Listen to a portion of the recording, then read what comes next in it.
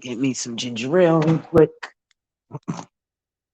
as I am now on live. What you mean, Abed? Okay. Don't give me a kiss before I go live. Mhm.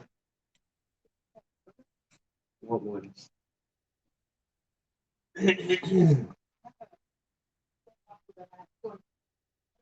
I drank. If you left it on the table, I drank that bottle of water. Not this table. I'm talking about the no, the dining room. I mean the living room.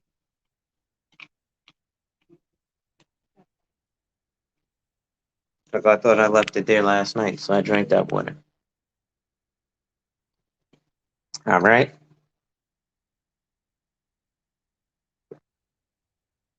I'm off to go make some content and yell at niggas. Yo, yo, yo, yo, yo, yo, yo, yo, yo, yo, yo, yo, yo.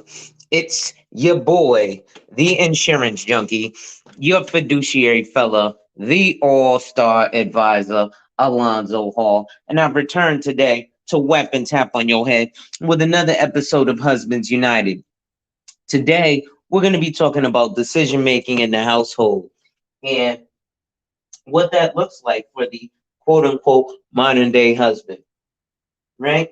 And why do I talk about making decisions? Because we have a lot of men in these spaces who will talk about, you know, kingism or being the king and making that final decision and what that entails. And, I've been talking to a lot of other gentlemen that I frequent with, and now they're ready to join this elite club of the Husbands United. You know what I mean? And I find it very important and valuable, especially in my own life, when I'm talking to people who are actually affected by Kevin Samuels and a lot of these manosphere talking points. And they're getting certain, ironically enough, a young gentleman that I work with was talking to me about some Kevin Samuels stuff. And I was like, nah, bro, it's not exactly like that. Yes, he was married twice, but I am currently married. And, a lot of those topics and talking points that they come from are the old guard, right? It's not magnificent like my man Ice Turner, who's, macked out. Shout out to Ice Turner and the Mac era. Shout out to my man Absalom Pianki TV. Shout out to my man Perfect Imperfection, the Chronicles, man. Chronicle Mac. Let me tell you, man, we we not like them internet dudes. Like, you know what I'm saying? Like we we actually live our lives, right? So a lot of this stuff, like we try to stay in our lane and we recommend everybody else kind of do the same thing, right? So when we're talking about decisions, you have to look at what a decision maker is, right? And we talk about being kings, but you have to look at what a king or a leader is. Well, what is a great leader?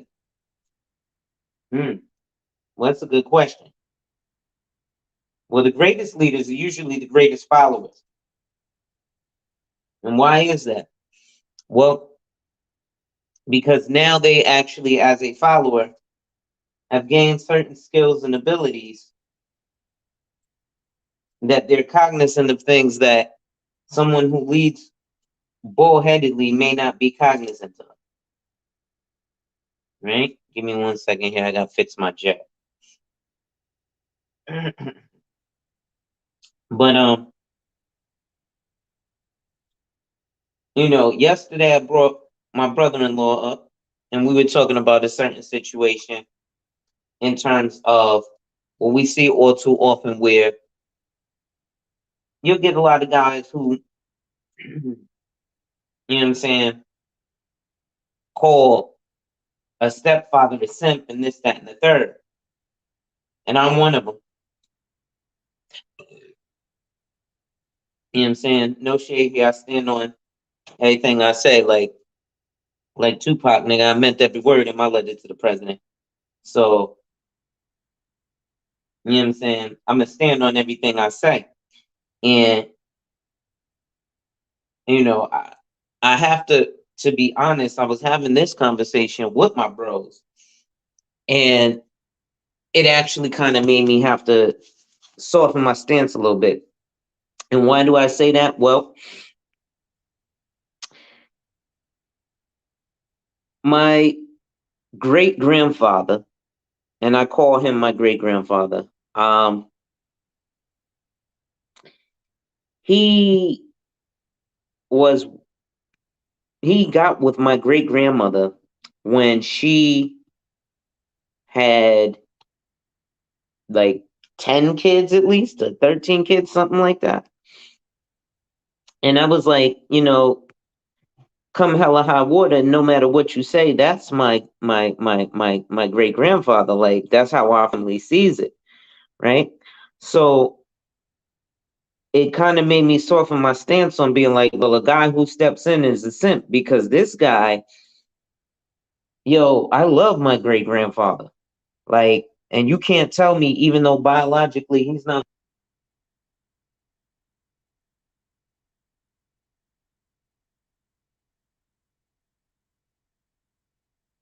my great grandfather is definitely, my pillar of manhood. And so I want to speak to that in the fact that, you know, I kind of got to respect dudes who step in, like my brother, right? Like, I told him, yo, hats off to you. I could never do what you do in terms of, what I'm saying, being there for another dude's kid. But the situation is this, and this is why I was talking to when I was speaking to yesterday. You know, his wife has a child outside of him that obviously she didn't know she was going to meet him when she had this child. So it's not like, she plotted and planned it or whatever, but life happens. You know what I'm saying? It, he loves her, she loves him.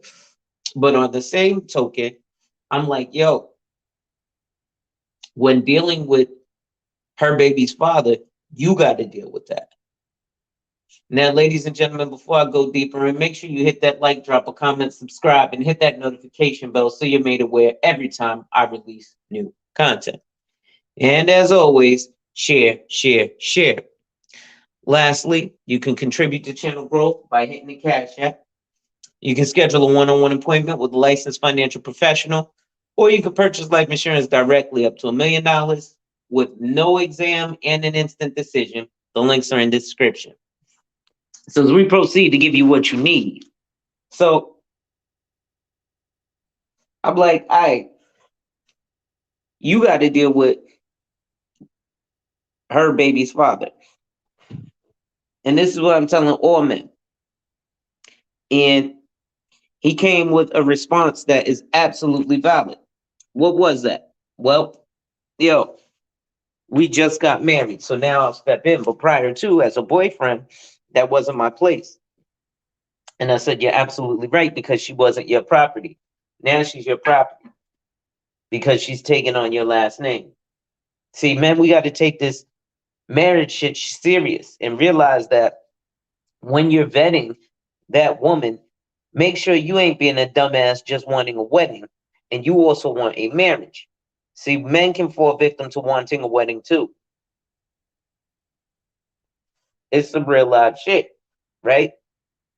But make sure that you don't fall victim to wanting a wedding and you want a marriage. So you understand that in a marriage, you're taking on certain responsibilities, right?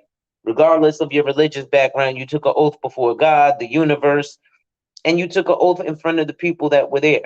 You also took an oath, if you did it the traditional American way, with the state. That's why you involve the state, because they separate church and state.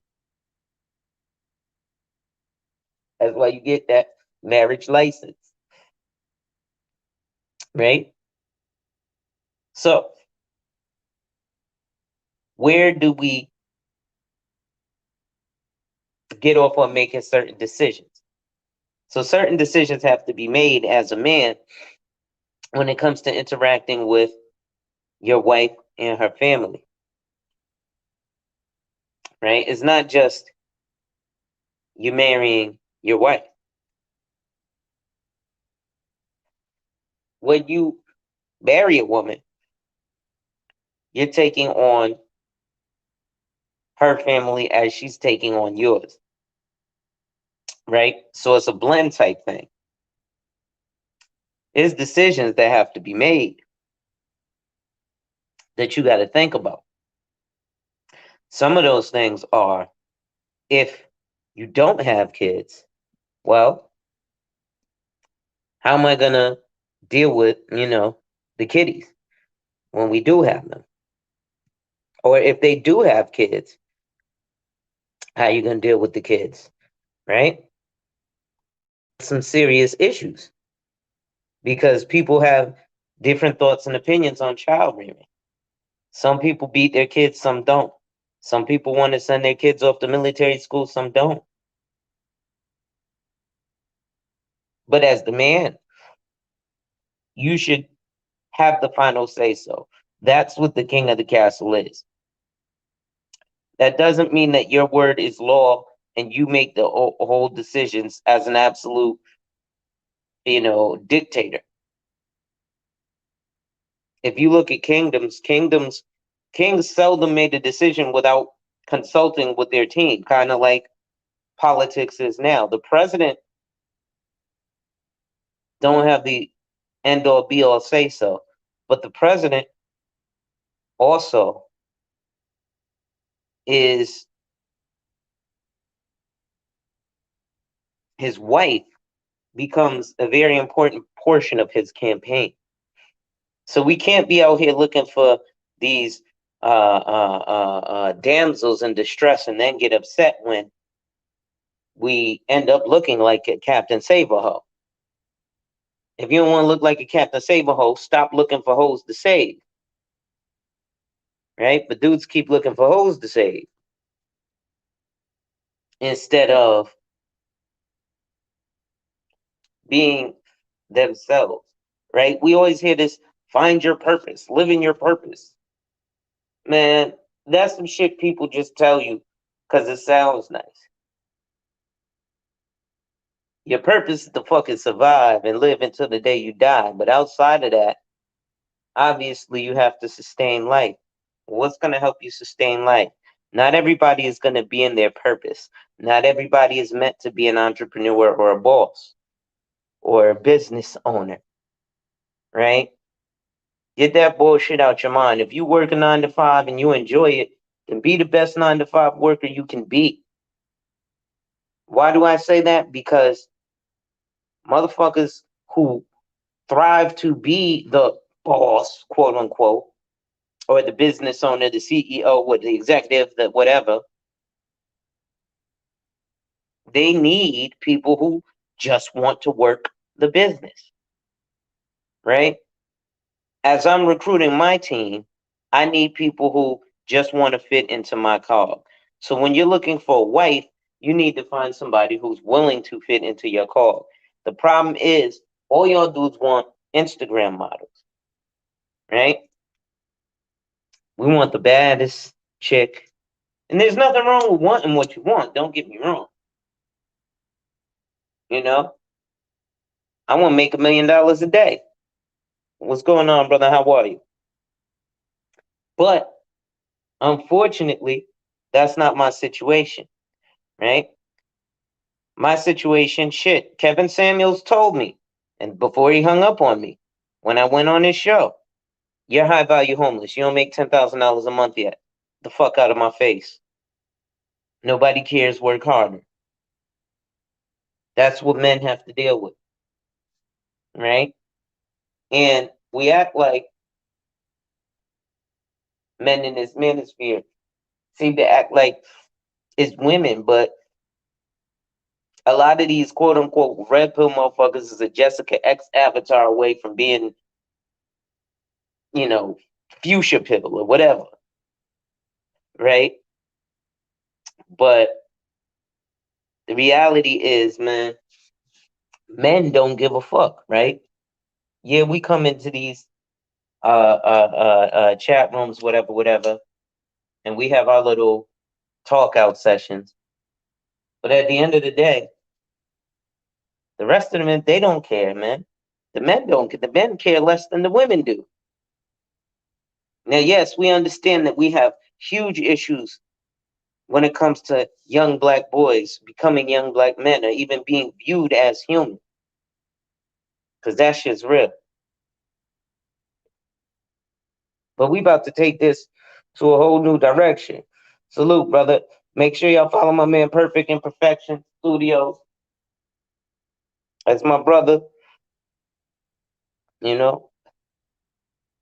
But so I think, right, as men, we crave companionship more than women do. A lot of us are looking for the physical conquest. But to be honest, when you can get women, it's not that big of a deal, right? Like, you know, and I think often dudes who run around bravado on women, they hide in something, right? There's a serious insecurity there, right? Because when you get to a certain age, man,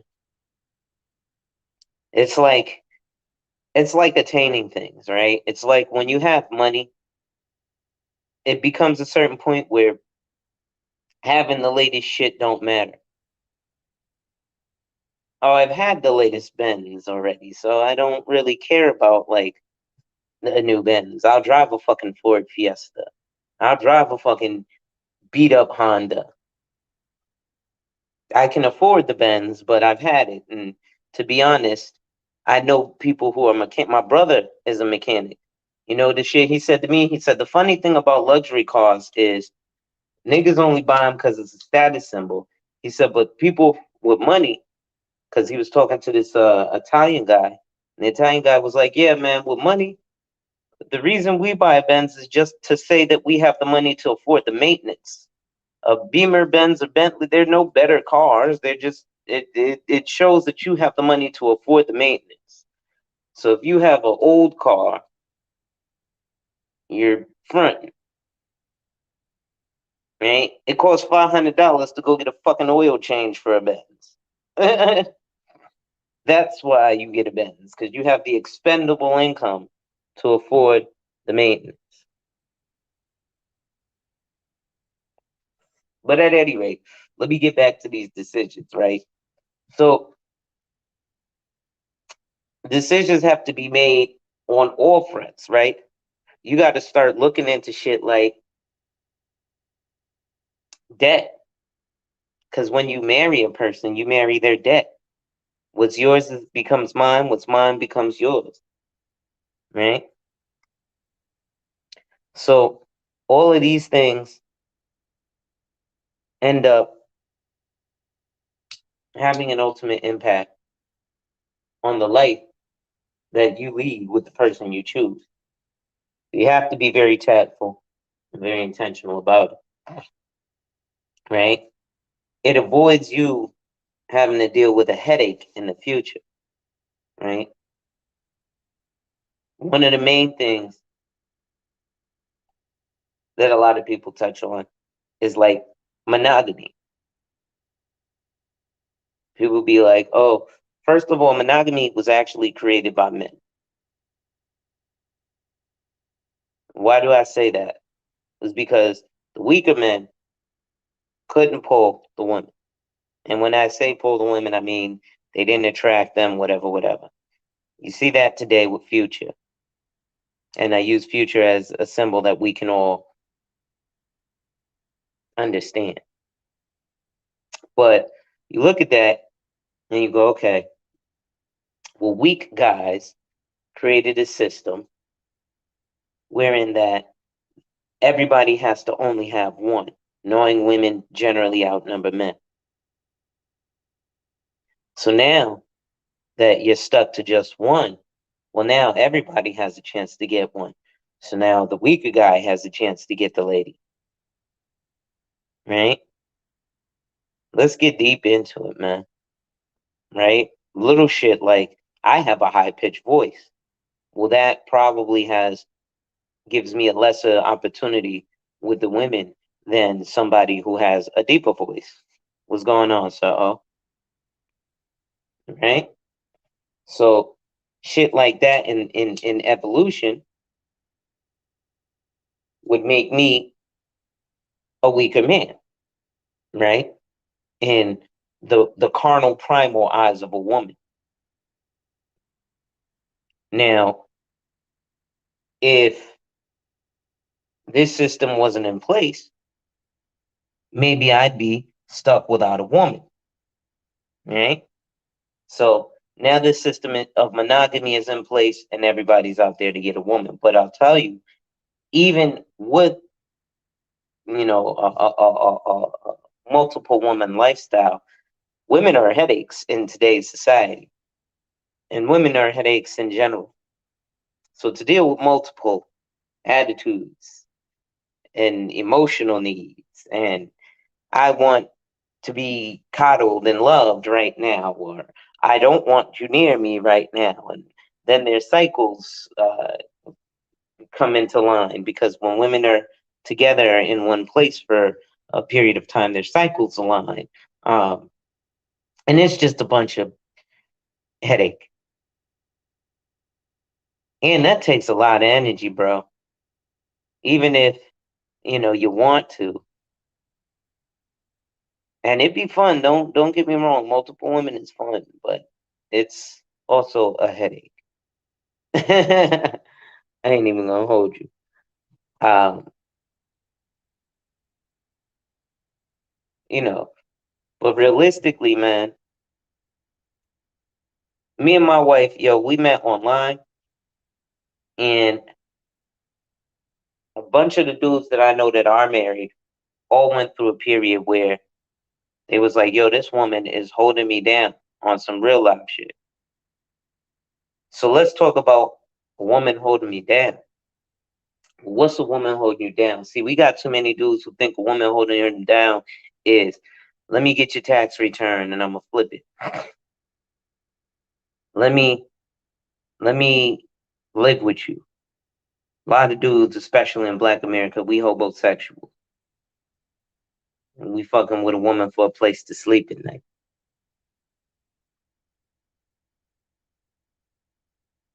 So we realize our women understand that, I would hope. And we realize that they're still sticking out an arm or a leg for us to stand on. I see you, Brody. I'll bring you up in a minute. Right? But with that being said, we can move strategically with shit like that. Again, Goldman Sachs gave $10 billion to Black women. I told y'all I worked for a financial services company run by a ex-Russian mobster in New York City called Premier Capital Funding on Avenue Y, or excuse me, Avenue Z. It was good, bro. Yo, So I got my man K Mac in the building. So I'm talking about decisions and things like vetting when becoming a husband. So something you actually said too was, yo, I realized this woman was holding me down. I feel the need to, make her mine, right? And my brother, my other brother, did the same thing with his wife when he was in Florida, and they went through the hurricanes, and he was like, yo, she was there for me, right? And whatever that means to you, but I'm not talking about flipping the tax return being there for you. I'm talking about really being there. So a lot of our women are really there for us. They put their necks on the line for us. And now I'm not being a, Black woman supremacist or whatever. I'm just telling it like it is, like I seen it, like I lived it. You know what I'm saying? I'm still gonna advocate for me, which is Black men, and my sons and nephews, because I still deal with this shit, and I got to deal with this shit to the day that I die. All right, but what say you, Brody? Hey, what's up, man? You can't hear me? Yeah, hold on. Oh man, how's it going, man? How you doing? I caught the tail end of that. So basically, did you play the game? So I basically was speaking on decision making and vetting your wife, right? And in vetting of your wife, most of the dudes that's married that I know have a situation where a woman held them down. But when dudes get in these situations where they end up fucked up or end up getting red pilled, if you will, right? A lot of that Yeah, has to do with themselves, and you know what I'm saying, like vetting. You know what I'm saying? Who your wife, like, you can't, right? Here's the deal, like, you can't change for a woman, right? And a lot of women do that. Oh, I'm gonna fix them, I'm gonna change them, I'm gonna clean them up, this, that, and the third. No, you got to change because you want to, or you're going through your own evolution, you feel me? yeah, of course. A person So got to like, want to do it. There's nothing that nobody can say or do that'll make you change your ways. But also, I mean, I mean, for whatever situation where people want to talk down on whatever women holding them back or whatever. I don't know these situations. You know, you never know. You remember my situation before, like did everything to come up with nothing, try to help, a person at the time go through school and all this other stuff to try to get them back on track. So, mhm, like I said, sometimes it do hold you back, but sometimes that's just a lesson learned. I'd okay, rather look at it as a lesson learned because that's what my brother told me. It's like, yo, pick game. What you did, all what you did, that's what you had to do to get that person out your life. right, And look at you. You're 10 times better now. Now you know what to look for. right. So, I So mean, now keep going. so you know, with me and my wife now, it's like it's total opposite. You feel me? Like, of what that one, of what that relationship was. This is totally opposite. Because come on, I mean, to go from you have shared income to going to where you're the only one that's paying all the bills because your husband is out of work and whatnot because he's hurt. It's like that's a lot of stress to put on somebody, All especially right, especially dealing with you got to nurse me back to health, and then at the same time got to take care of the kids. At the same time, got to take care of the house. You feel me?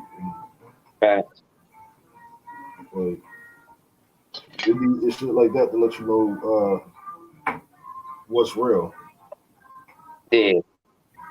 or who's And hold real. up, before we keep going, do me a favor, Brody. Shout out your channel.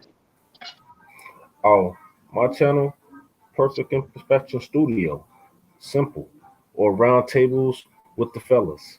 That's going to be the jump off right there where you can come and get your information. It's nothing like the Kevin Samuel stuff, nothing like what's the Manosphere type. It's none of that. It's none of that. I'm trying to have it on some drink champs type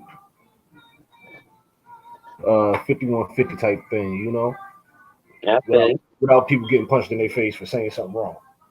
Well, You know, we can't do none of so, this shit in person, cause yo, for real. But shout out to everybody. Shout out to everybody that's doing anything that's trying to make it. And you know, this is going to be an interesting one. where is son? Uh, I feel you, bro. but there is So here's there. Go ahead.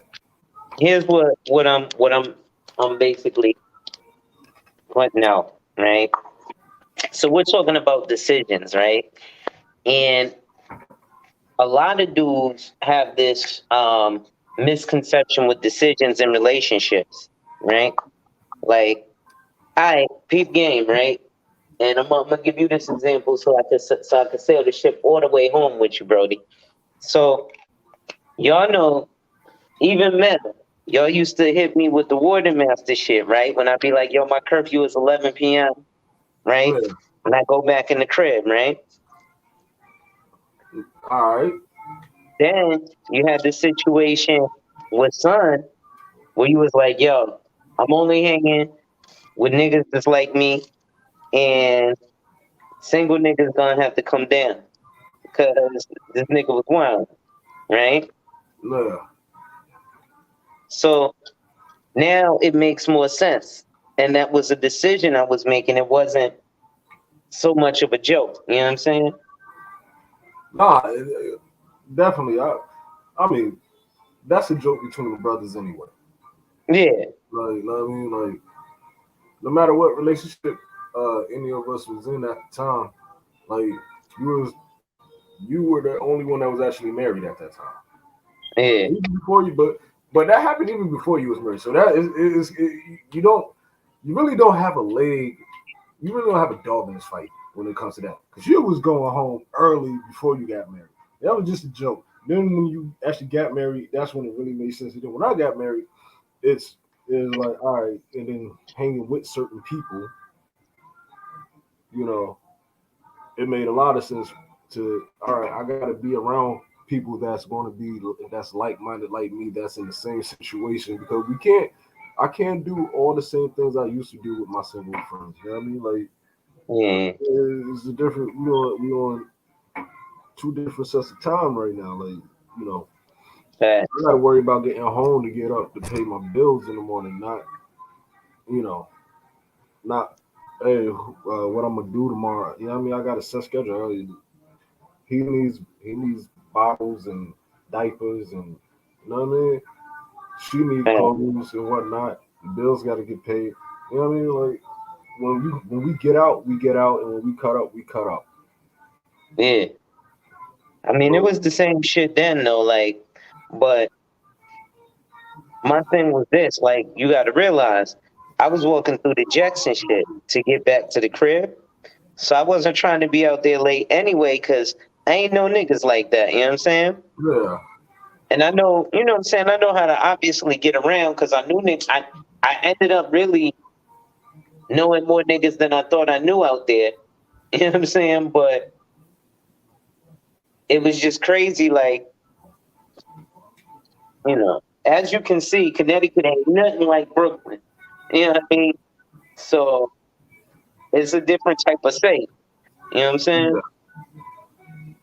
So No, I definitely dig it. I definitely understand it. You know, and nah, it's two totally, totally complete different places. But I mean, I'm not gonna say Connecticut is safe because y'all got some horrible drivers out here. eh, Like, nigga, we got some shooters out here too. It's just I'm like, I don't know how y'all do it. 'Cause, yeah, you know what I mean? But the difference too is, I think hanging around with your family members. It's different when you hang around the family members than then you hang around people that's not family or not yeah. family to your family, if that makes sense. Nah, I feel you. Because you can have a you know what I mean an ace that you've been rocking with your A1 day one did everything. Like I said, you know what I mean. You're going apart. You know what I mean. Some you start a family. You know they still doing whatever they doing, and they haven't caught up to you yet. Maybe they'll never catch up to you. That's another thing too. Some people are not built to be married or built Right. for a long lasting relationship or built to actually just settle down and even want to have anything outside of themselves. Some people just like, having only they self to depend on. And that's not wrong with that. To each his own. All But right. but as on the other side of that, all right, that's cool. I see we hang out. It's nothing but love. And if you need something, I got you. But I'm over here with it. you know?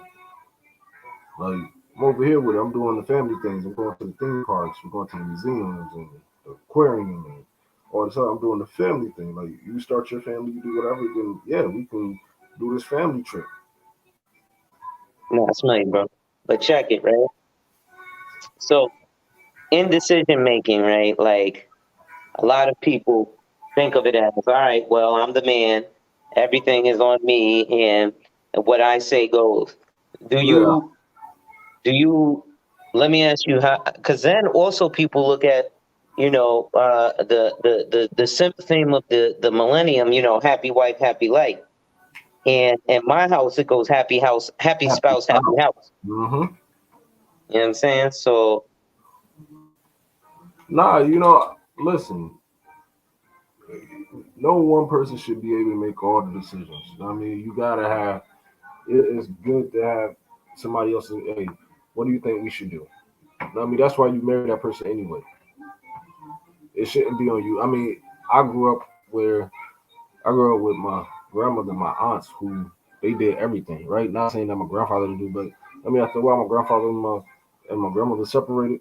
My grandmother held down everything, got houses and everything by herself. hmm I'm used to seeing the women in my family do things by themselves. mm, You know what I mean? And it's cool that I learned a lot, and I could do a lot of things because of them doing things by themselves. And it wasn't the how some people are they feminize them. Nah, hey, listen, when you have your household, this is what you need to do, and you hold it down and blase, blase, blase, and remember that you are the head of the house. That's what my grandmother said. right, You are the head of the house, but you make decisions together. right. So she attained things, but still had the old school mentality. You know? So then, So why is it, right? Do you think in most of Black America, even though like your situation sounds a little different, it sounds like your grandmother acquired things after your grandfather's passing, right, or without your grandfather, independent of him. But most of the time, we go to Big Mama's house, right? And Big Mama usually got that house because Granddad was in the military or worked his ass off, or was a number runner or a coke boy or a heroin pusher, or a laundromat owner, or worked his ass off to get y'all that house. yeah, And nobody ever gives Grandpa any kudos for that. Like I said, I was talking about my great grandfather, who we called Daddy Joe, right? Because I never knew why growing up. Now I know that I'm grown because they gave him that respect because he wasn't their father, but he was their mother's husband, yeah. right? So I always grew up calling him Daddy Joe. I just thought that was his name from birth. But now that I'm an adult, I understand why they gave him that moniker. Yeah. So So I I was think talking about a decision, right? He took on basically, I think it was like 12 kids that my grandmother had. And wow. then he had two with her, or my great grandmother, excuse me. Oh shit, hold up. What stuff knives? Hold up. Well, I like Henkel's better, so you don't worry about it. My fault. What was you saying? I was listening to you taking on 12 kids. Yeah. And then they had two on their own, All right. right? But, I would call him a simp for taking on some kids, right? But Yeah, I can't do that because that's my great grandfather, yo, and he held me down. Like that's all I know. I don't know my grandmother's father. I know him, yeah, so like he actually like babysat me and shit, even in his late 80s. yeah. Or I mean he was probably in his 60s or 70s at the time, but when he was babysitting me, you know what I mean? So to like to disrespect that is insane to me. You see what I'm saying? Because that's my guy. Yeah. So then I can't. It's like a glitch in the matrix because I can't call him a simp exactly, right? But so then how can I say, well, then don't date single mothers? Because what came from it was a lineage from my great grandfather. You see what I'm saying? Yeah. And he like helped mold a lot of the men in my family into the men that they are today, or the men that they were before they died. Right? And my grandmother's father was actually just a drunk. He used to beat my great grandmother and all that shit. He was an ain't shit ass nigga. But my great grandmother held him down. You know what I'm saying? But in terms of decision making, he had to be able to make those decisions on how to rear the children. Because one thing that happens that shouldn't happen is that a woman will be like, well, this is my child, these are my children, blah, blah, blah, blah, blah. Right? Well, if that's the case, two things should happen. One, either and this is in marriage, not in boyfriend, girlfriend. If you smashing and getting the juice and you ain't providing the juice, you ain't got no real juice. We talk about niggas with juice. Right? So if you're gonna make her your property, your wife, now you make those decisions, right? In terms of rearing the child. So if you wanna, maybe you don't want to deal with the child, give the child to the father. Maybe you don't mind dealing with the child, but you have to be able to make the decisions on, can I beat this child? Can this, that, and the third? Whatever that might be. I'm just using that as an example. You know what I'm saying? Um, but I mean, that's how I feel about it. What do you think? So, how do I feel about it? Well, I had somebody that's not my father take me in and called me his son and taught me how to drive, taught me how to fish, taught me, how to hunt, taught me basic life skills, taught me how to have a home and keep a home because he was doing it with his wife. So I don't know. Would you call him a simp? I wouldn't call him a simp. Call him spreading knowledge, showing a kid that doesn't have that two parent house. That listen, this is what it is, and this is what you do, and yes, we argue, we disagree. So yeah, I don't know. When it comes to that, I feel different because a lot of people, a lot of the decision makers in my life weren't really actually my parents. Besides my grandmother, it came from outside sources, outside people, surrogates, if you want to call them that. Okay. So, like I said, I mean they use the word simps now. Like, bro, I don't even know half these words, bro. You know how long it took me to catch on a cat? You Right. capping? Like, I don't. I think people get caught up in the semantics. Like, leave it alone. Like, your grandfather. That's your grandfather. Your great grandfather. Great grandfather. He held it down, right? All you know was he was a good dude that took care of business, right? Facts. Makes you want to do what you gotta do and take care of business, right or wrong. Right. So then, is he a simp for passing on something positive? No.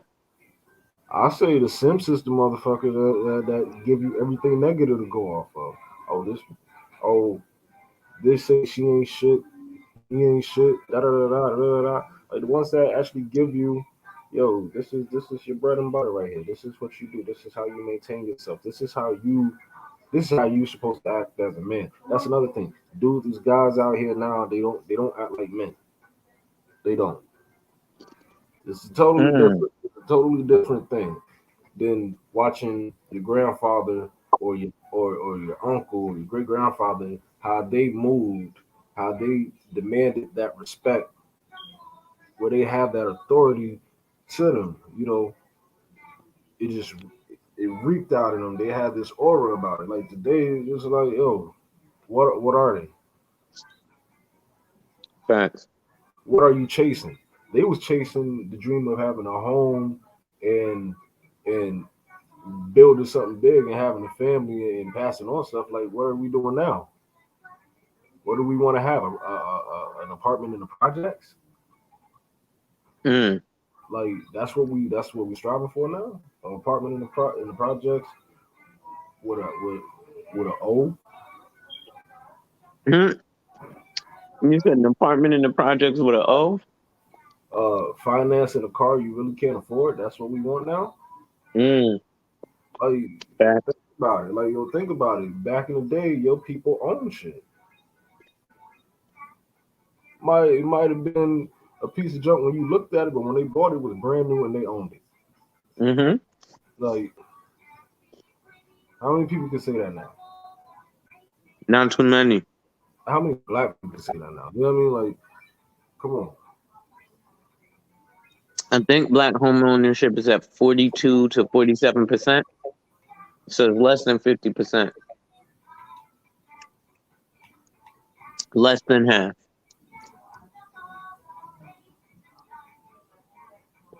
And that percentage hasn't increased since approximately 1967. So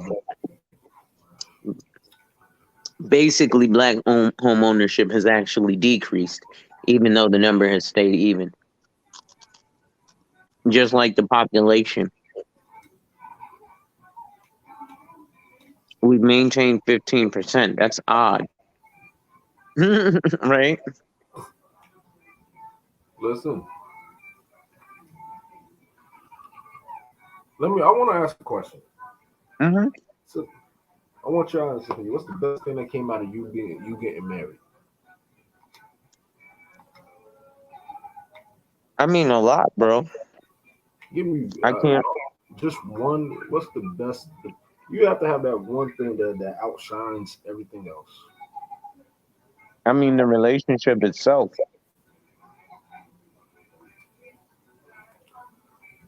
What is it about that relationship from where you started to where you're at now? It's maintained itself, but it's unconditional.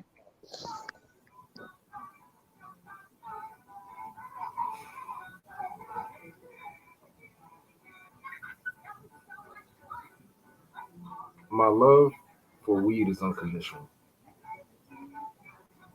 Okay. Weed love for me is unconditional.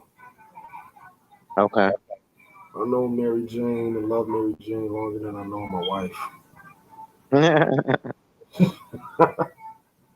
Nah, Well, I had to make a funny bit, but nah. Um, nah. Okay.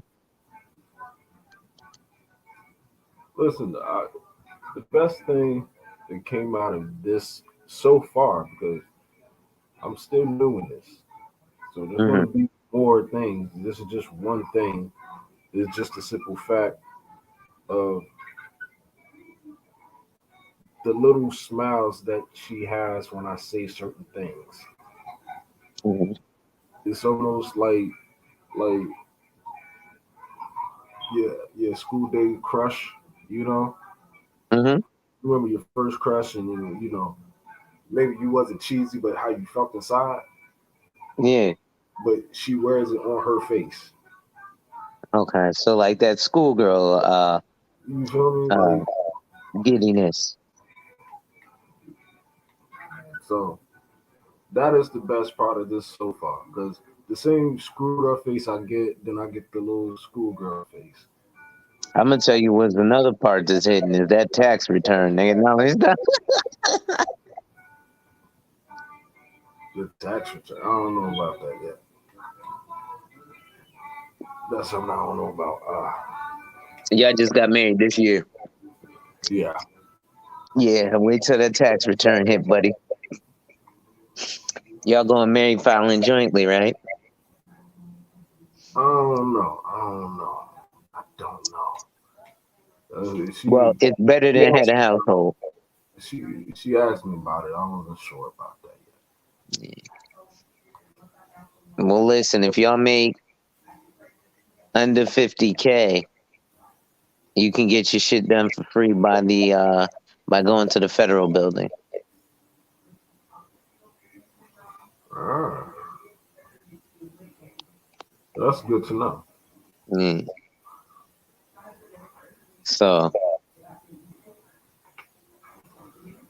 Or I can go to a person that knows how to do, file tax and get them to do it. well, I mean, I do have my P10, so Yeah, I can you know, I wasn't gonna I can put you out actually do like that, but hint, that. hint. Yeah. Yeah, I can file your taxes. But anyway, so You hear this, people? Go to my man's. yeah, come see me for your tax filing needs as that season is coming up. It's coming up quick. God damn it. Ah, Big Jesus. fat. But is it important? Is it important that your wife have input on whatever decisions y'all have to make? Yes. So let's go there. I like to dig, right? Let's look at decision making. Excuse me. So let's look at things like that um shit, since we moved into the house, um my mother-in-law comes over often, right? Yeah. But in order for that to happen, they can't just be like, "Hey, Nikki, we coming over." Um, she always says, "Okay, I have to ask my husband." Now, I don't care. I'm like, "All right, fine, whatever. I'll just go chill in the room or whatever, and let y'all do whatever." But I have to be consulted in that decision. So even things like when we have company, I got to be like, "All right,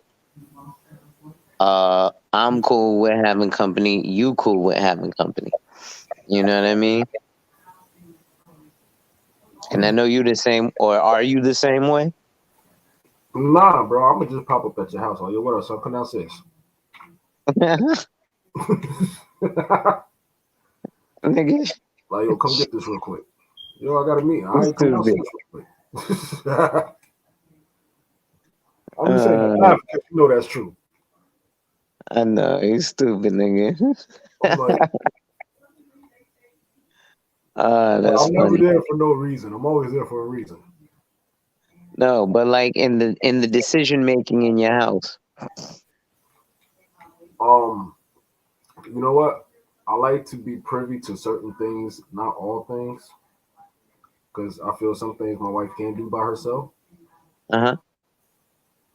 and I have that much, I have that much trust that whatever she don't really know, she'll come and get me. But for any little thing, nah, she don't need me. Okay. Major decision, So, yeah. A small stuff tidbit. How um, I'll tell you what. This is the only thing I don't like. I don't like when she buys stuff that I have to put together. yeah. That's the only thing that me and her really fall out about. Because she'll buy stuff and I have to put it together. Like, but she did. She did. She put the towel rack up by herself. I'm proud of her for that. Like, she did that thing. Like, just Word.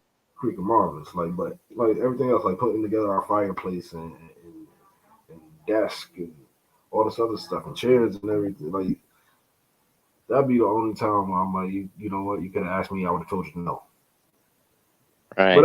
that's just me being me. And like little shit like that, nah. Grocery stores, no. The bills, yes, that we do discuss together. That you should always discuss. Even if I am taking care of the bills, that's something that we need to discuss together. Mm. What Why? we gotta have because we have to budget. We have to know our expenses for the month. You know, do something. Mm-hmm. And what are we gonna need? But we know we're gonna need insurance money. We know we're gonna need the cable money. We know we're gonna need rent.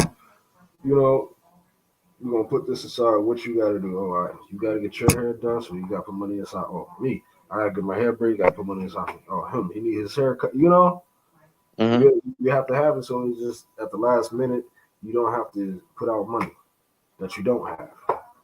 Mm. If that makes any sense. How you put out money you don't have because the money you have it wasn't supposed to go towards that. That's how you put out money that you don't have. It was set away for a rainy day.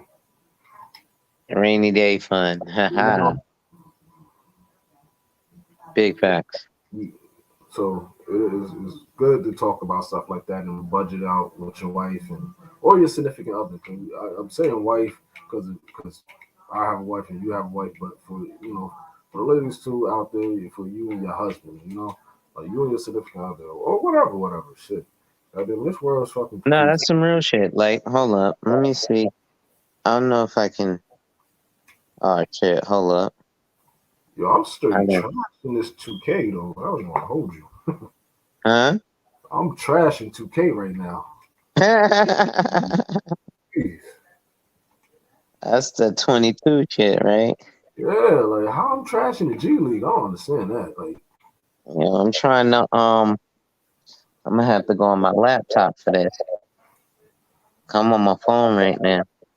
oh yeah, I'm on my laptop. Yeah, because I want to share my screen. But apparently I can't do it from my phone. Nah, that's the part that sucks. That's all good. I'll do it momentarily. That's not a problem. But in terms of decision making, because I want to carry off further on what you was talking about the budget, right? Yeah, Because in terms of molding men, these are things that need to be known and done, right? Not only for the woman, but for yourself, right? And if, because I hear dudes talking about, well, I plan on having, a concubine of women and 15 chicks and da da da da da. All right, how do you plan for that? And then I actually came on a panel with a dude, and he said that me telling him to sit down and do a financial analysis and plan for the future with things like insurance was retarded. And I was like, bro, but you plan on having this harem of bitches. Where the fuck you gonna get the money for that? Right? But this is some delusional shit, bro. I kid you not. But it is what it is, right? And there's reasons for that delusional shit. So I don't really blame niggas for they ignorance. You know what I'm saying? Like you have to help teach them, and nobody is teaching them. Let's look at a all dude right. we both know. That's another thing too. So yeah, we can teach too, right? But these motherfuckers gotta want to listen. Facts. Like you can tell them everything under the sun that'll make their life right. They gotta want to do the work. That's the problem. Motherfuckers is lazy nowadays. They want shit handed to them. They Facts. expect things to be handed to them. They don't know how to go out and get it. Facts. You know what I mean? Like that's a major problem. Well, I don't think that that's exactly it, and I'll tell you why.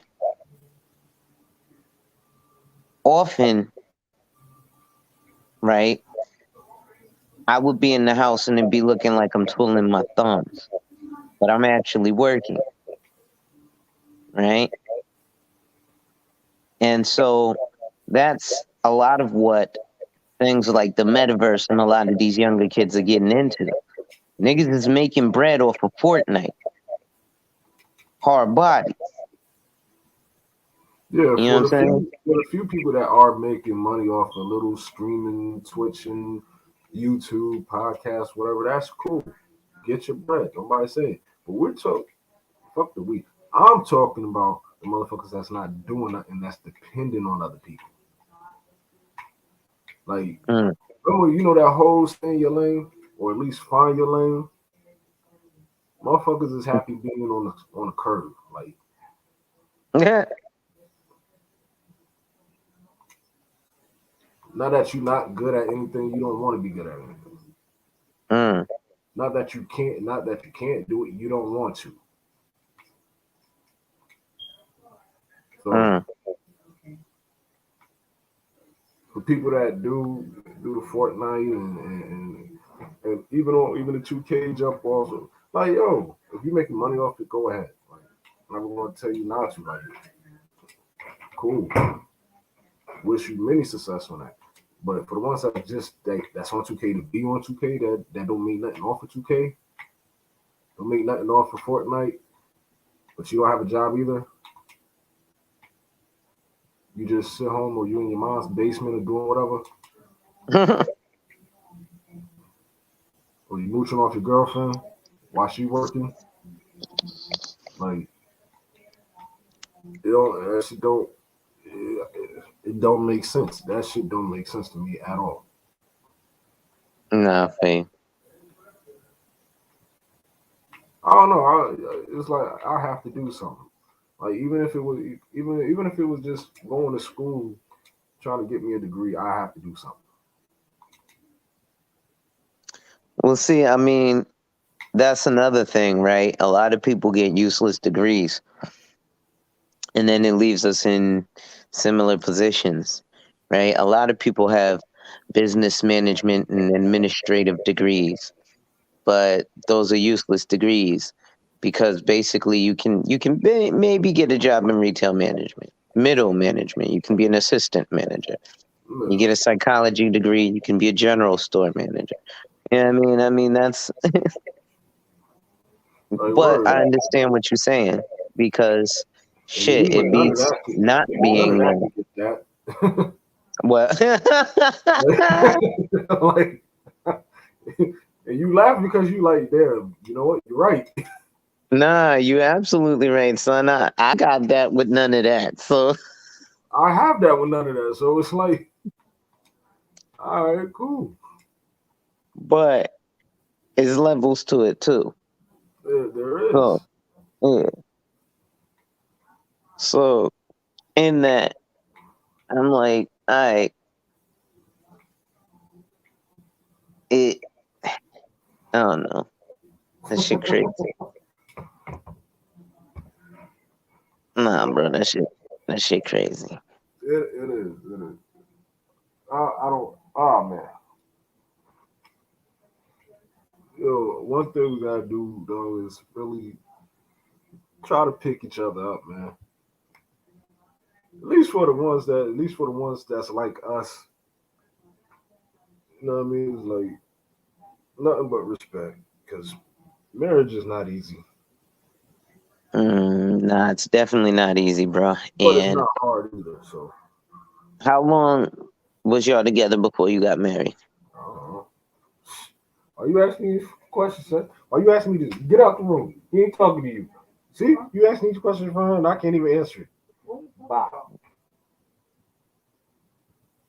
Nah, son. So, Pete, we was together for fucking 7 years, right before I proposed. Oh, hold on. Was What? it 7 years? I don't know. I think it So, was 7 years, yeah, right? you was smoking all that time, bro. Yeah, I'm like, how can you remember that shit? Man? You was in the basement with the gas mask. facts. Like, Like I said, how can you remember that? I think it was something like that. But initially, I was averse to marriage. But I was like, yo, this situation that I came into in terms of vetting, like,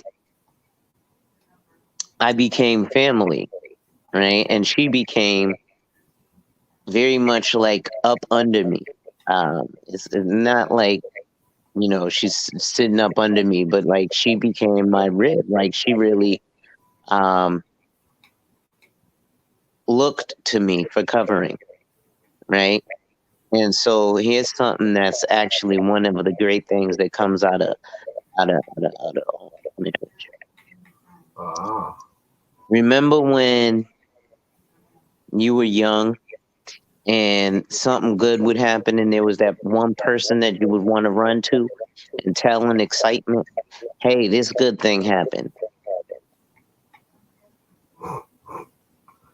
right? Did you ever have that person? I don't know. I ain't want to tell nobody nothing. It was all mine.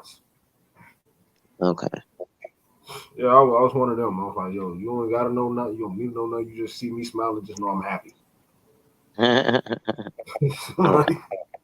serious. Like, or like that person that you had a relation, like you got brothers, right? So, Yeah.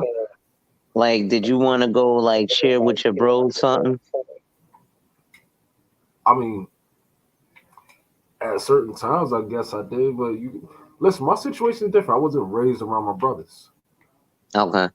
so I have a late relationship with my brothers. Like, you know what I mean? Like, my relationship is great now.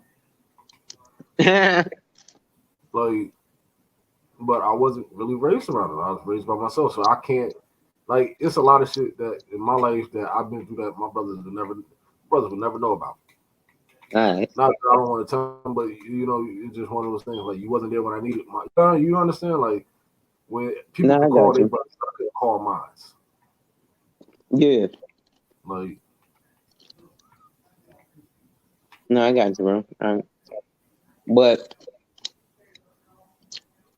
she becomes that. So, right? Anything good that happens, you'd be like, damn, I can't wait to tell my wife. Or, she can't wait to come share that with you. You know what I mean? You become her favorite person. nah, that's true. That is definitely true. She's in the building. Hold on, let me bring Shade. I'm gonna drop you the link. Let's see, how do I do this?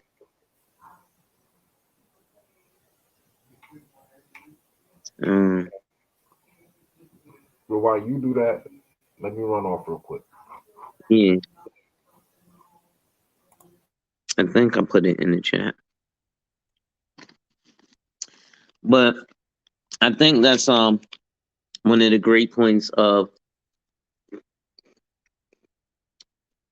making those decisions. So we talking about in terms of being husbands and taking on Sheet in the building. What's going on, bro?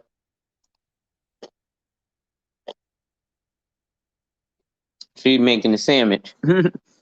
But while he gets on, so what we're talking about is in terms of when you marry, vetting your wife and how it is that, she fits into your family structure along with, you know, you fitting into her life, right? It's a multifaceted thing. It's not just a one-way road, right? So as you're, becoming, I guess, the best versions of yourself. uh, Hold up. What's going on, brother?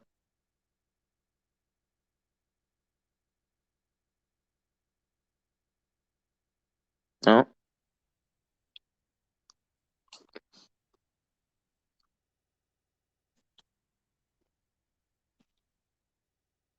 all right. So as I'm saying, it's a dynamic situation, right? Because you're able to in your household, you have to make those decisions. But like I said, you become the favorite person of your wife, right? So sometimes we get in that predicament where she's up under us, and it's like, man, why is she being all up under me? Right? And you might want your space, so you want to go chill with the fellas. And I'm munching on some chips, but you want to go chill with the fellas or something, and she's up under you.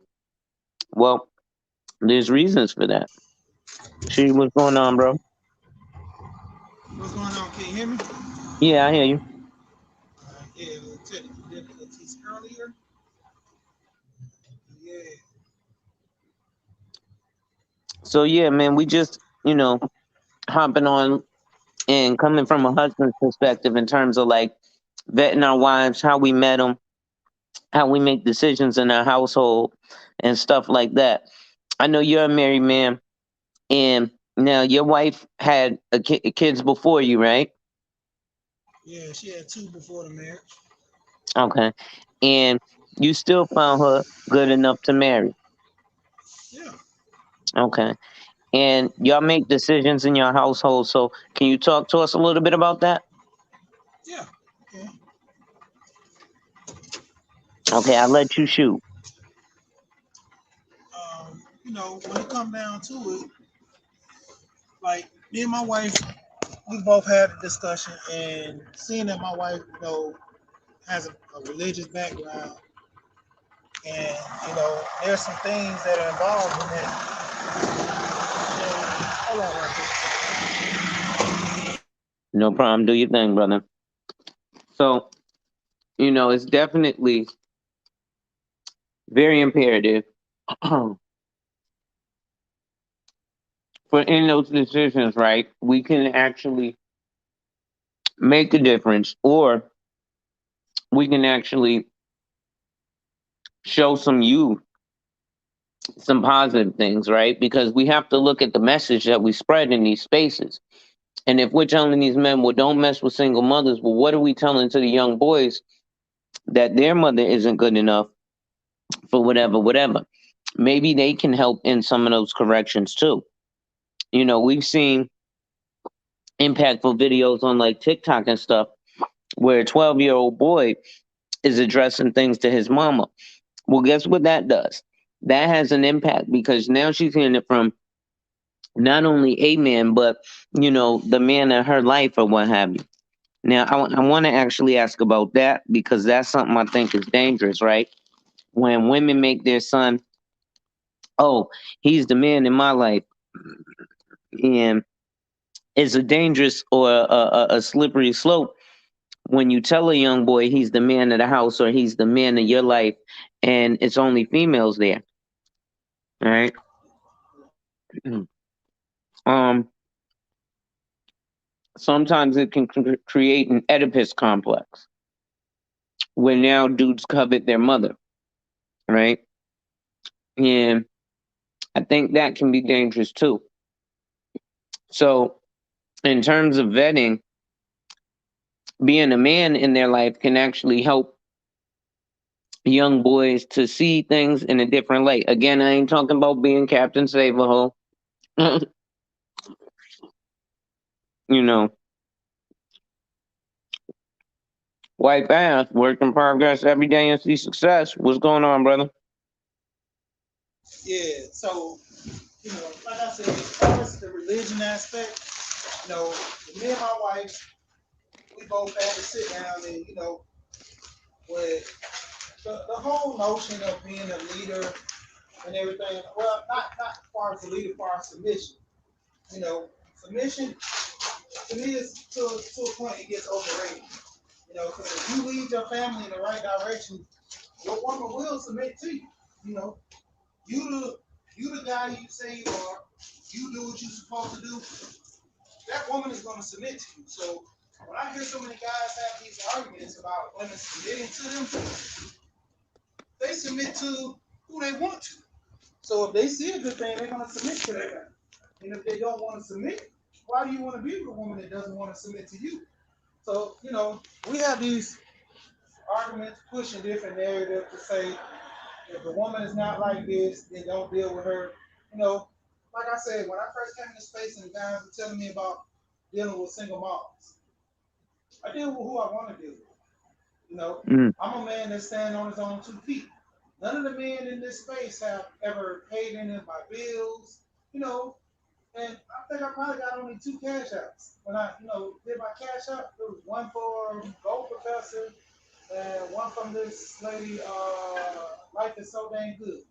And, I just threw it out there because he wanted me to put up my cash app. Other than that, I'm not in this space, to kind of reference somebody helping me or paying bills or, because things that I do it in reference to, seeing my son going through his struggles or seeing my daughter has a, different life. So I'm putting things in perspective for their aspect. Like if I choose and have a point to help people, then so be it.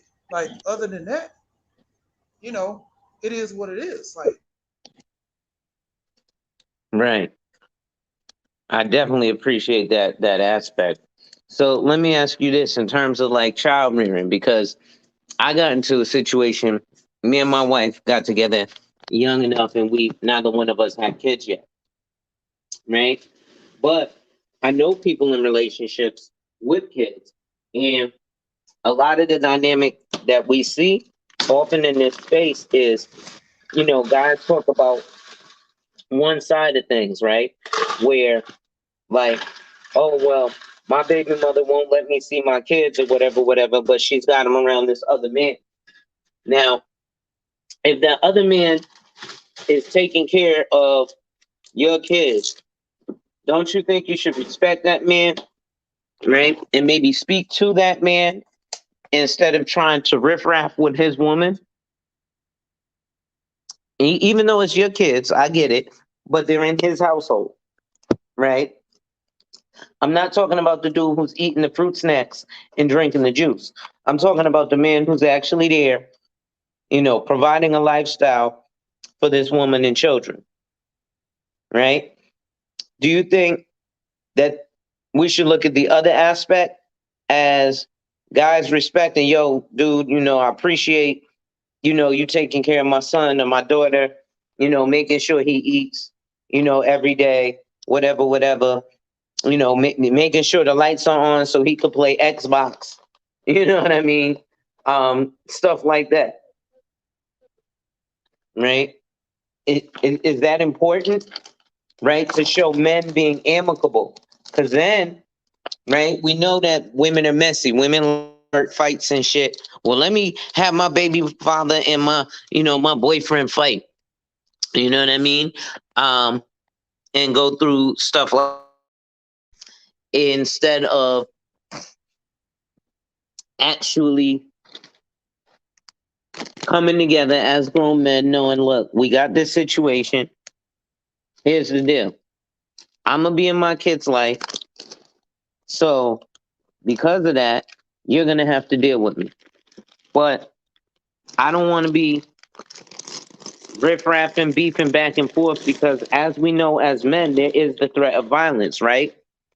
The, our girlfriend, our baby mother, our wife might bah, bah, bah, bah, bah, and riff at us, but we ain't really gonna, smack a bitch. Excuse my language. Whereas, well, sometimes you might, it's a reflex. But if it's a dude in your face and he's talking some shit, you liable to punch him. It's just that's sometimes a button gets pressed and you be like, yo, it just happens, right? So there's always that threat of violence with men. So to avoid that, I think it's valuable for us to go, hey, let me speak to you man to man. Here's the situation. I want to be in my child's life. I can't really talk to the mother. She riffs, and then women take it, one thing said to another thing, and they play telephone with the story. What do you guys think? Matt, you still there?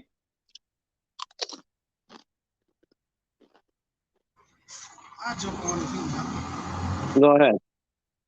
Yeah, in that instance, like me and my wife had a discussion about the kids, talking and dealing with their dad, and along the lines of, if she didn't want them to actually talk with their dad, then that would kind of put me in a situation to, kind of figure if it didn't work out with us, would you do the same thing to me? You know, so she agreed that, but it wasn't going to be in a pleasant situation because sometimes people try to benefit situations to their advantage, and that was one of the things that was a beneficial factor to his advantage to try to deal with somebody that's calm and collective, that easy going. Because typically people think people are a pushover if you're nice, but as Roger said, being a ruthless nice guy has its advantages to where you know who to mess with and not to. So That's a fact.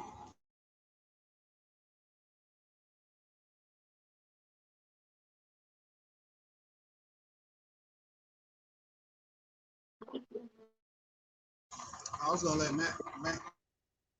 Oh no, I thought you were still going. Keep cooking, brother. Yeah, when it comes down to it, mainly it's always depending on the person what they're gonna get out of a relationship, and seeing as if you have two people that can't work together to co-parent, then the best option is not even just dealing with each other, just strictly with the kids. The kids, they have their thing. You make everything court appointed to where you don't have no contact with each other, no dealings. And a lot of people they can do that and it works efficiently, but then for the most, they have their little issues and they want to keep pushing the narrative. Nah, definitely, I get it. Um, but so like, here's my thing, right? Even when, like, if it's a guy involved, I think, right, it's two guys, right, and you got a kid that one, she's your baby mother, but she's with the other dude. I think even before, because a lot of guys don't like to get the courts appointed or involved, right? So to avoid that, I think if you're the guy with the woman, you should reach out to the other guy and be like, "Yo, bro, listen, I'm with your baby moms, whatever, whatever. Here's the deal. How do you want to set it up to see your kid? Because I don't want to keep your kid away from you, but I don't want you dealing with my woman." And then we keep it like that.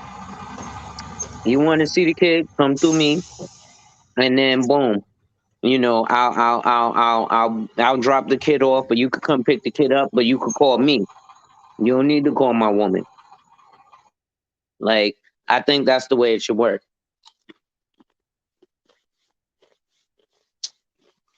And I think that would remove a lot of risk that's involved with the woman. But I think, like you said, you want to make sure that she ain't trying to keep him away from him neither. But when she becomes your woman, I don't really want no dudes calling my girl or my wife, you know? Yeah. Can you hear me? Hello? Yeah, I can hear you. Okay, I thought I had a connection issue. But yeah, I mean that's the thing, to a degree, I let them handle it until it gets out of control. You know, that's my way when I step in. When I see that you can't make a compromise with somebody, and all they want to do is fight it, that's when I implement myself as a man to handle the situation because you know it's better that way.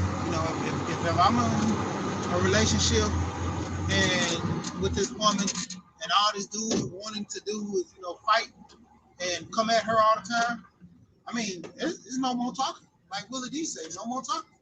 Like I'm not even going to entertain it. You know. I think it also helps to hold dudes accountable,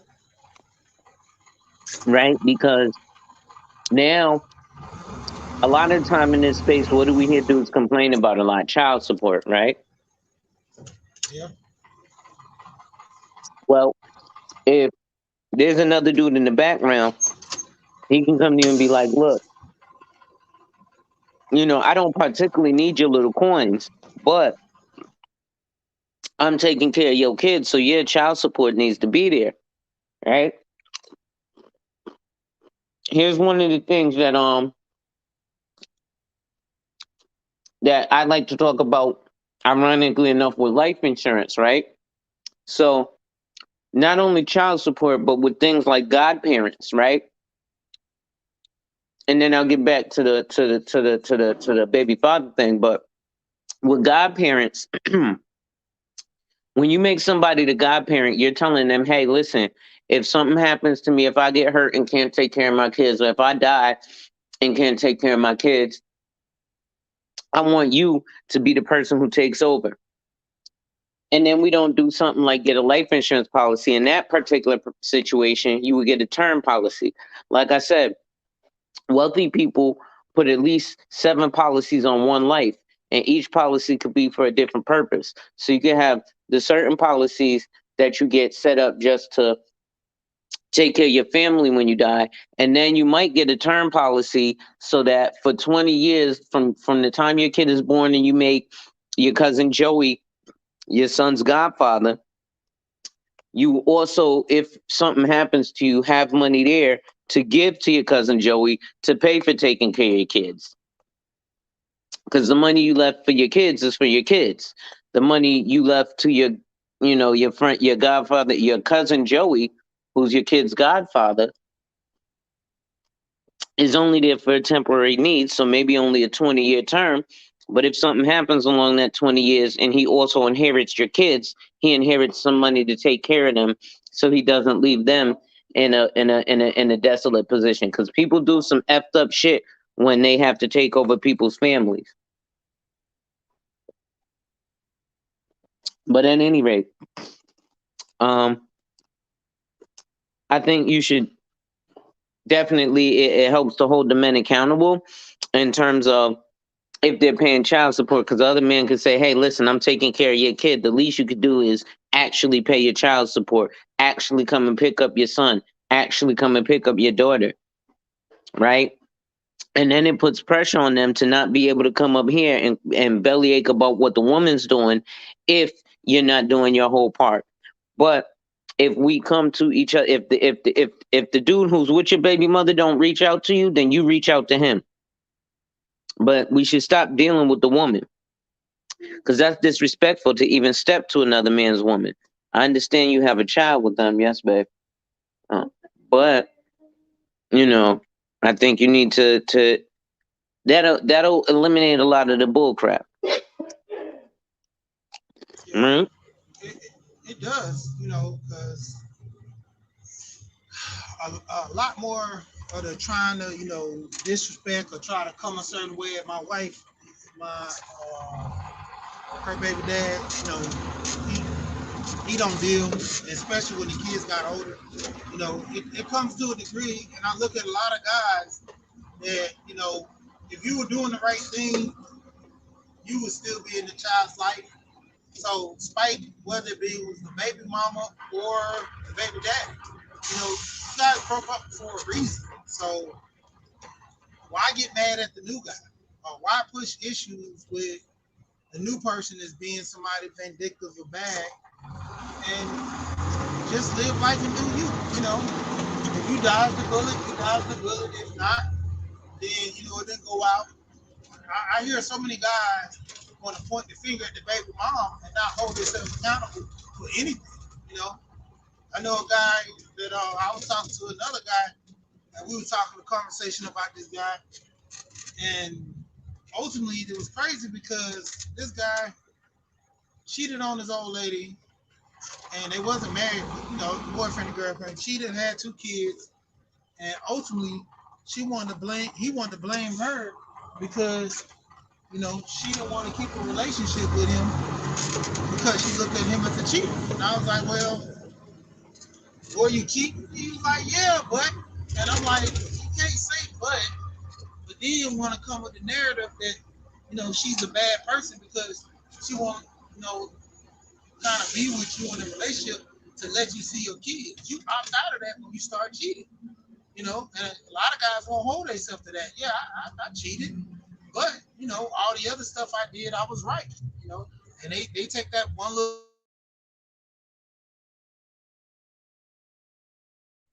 Oh, the Borgs got him. Ah, the Borgs got you, she. Well, keep going if you get in back into an area, and I'll mute back up. But in addition to what she's saying, basically, man, if if we can stand on our principles, fellas, we can make life a lot easier for ourselves, right? And like I said, a couple of those ways is definitely just to actually speak to the guy, right? Not on no riffraff, not trying to be no tough guy. Excuse me. Hold on, y'all.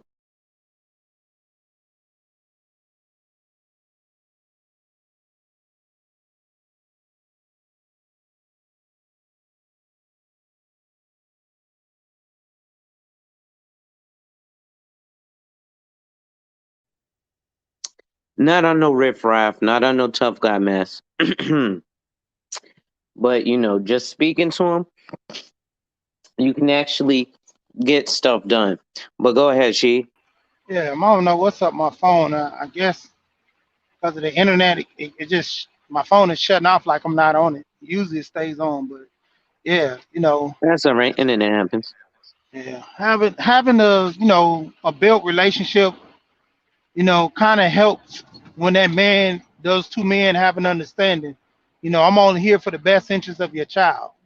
You know, for instance, I got two of my homeboys, real cool, had babies by the same chick. And the other guy, he's not cool with the other guy, but I am. So he was telling me that, hey man, tell your boy, come see his kids, man. Like I take his son out more than him. Like, it's not a problem, but he wants to be with his dad. And I had to tell my friend, like, man, if you want to be a deadbeat, I can't deal with you because, my thing is I don't want that associated with me. If I'm cool with a deadbeat, then that's like dirt on your name. My name is associated with it. Nah, I feel you definitely. Yeah. So we go through these issues about baby daddies, but if the relationship didn't work out, it didn't work out. You just take care of your kids and do what you do for you.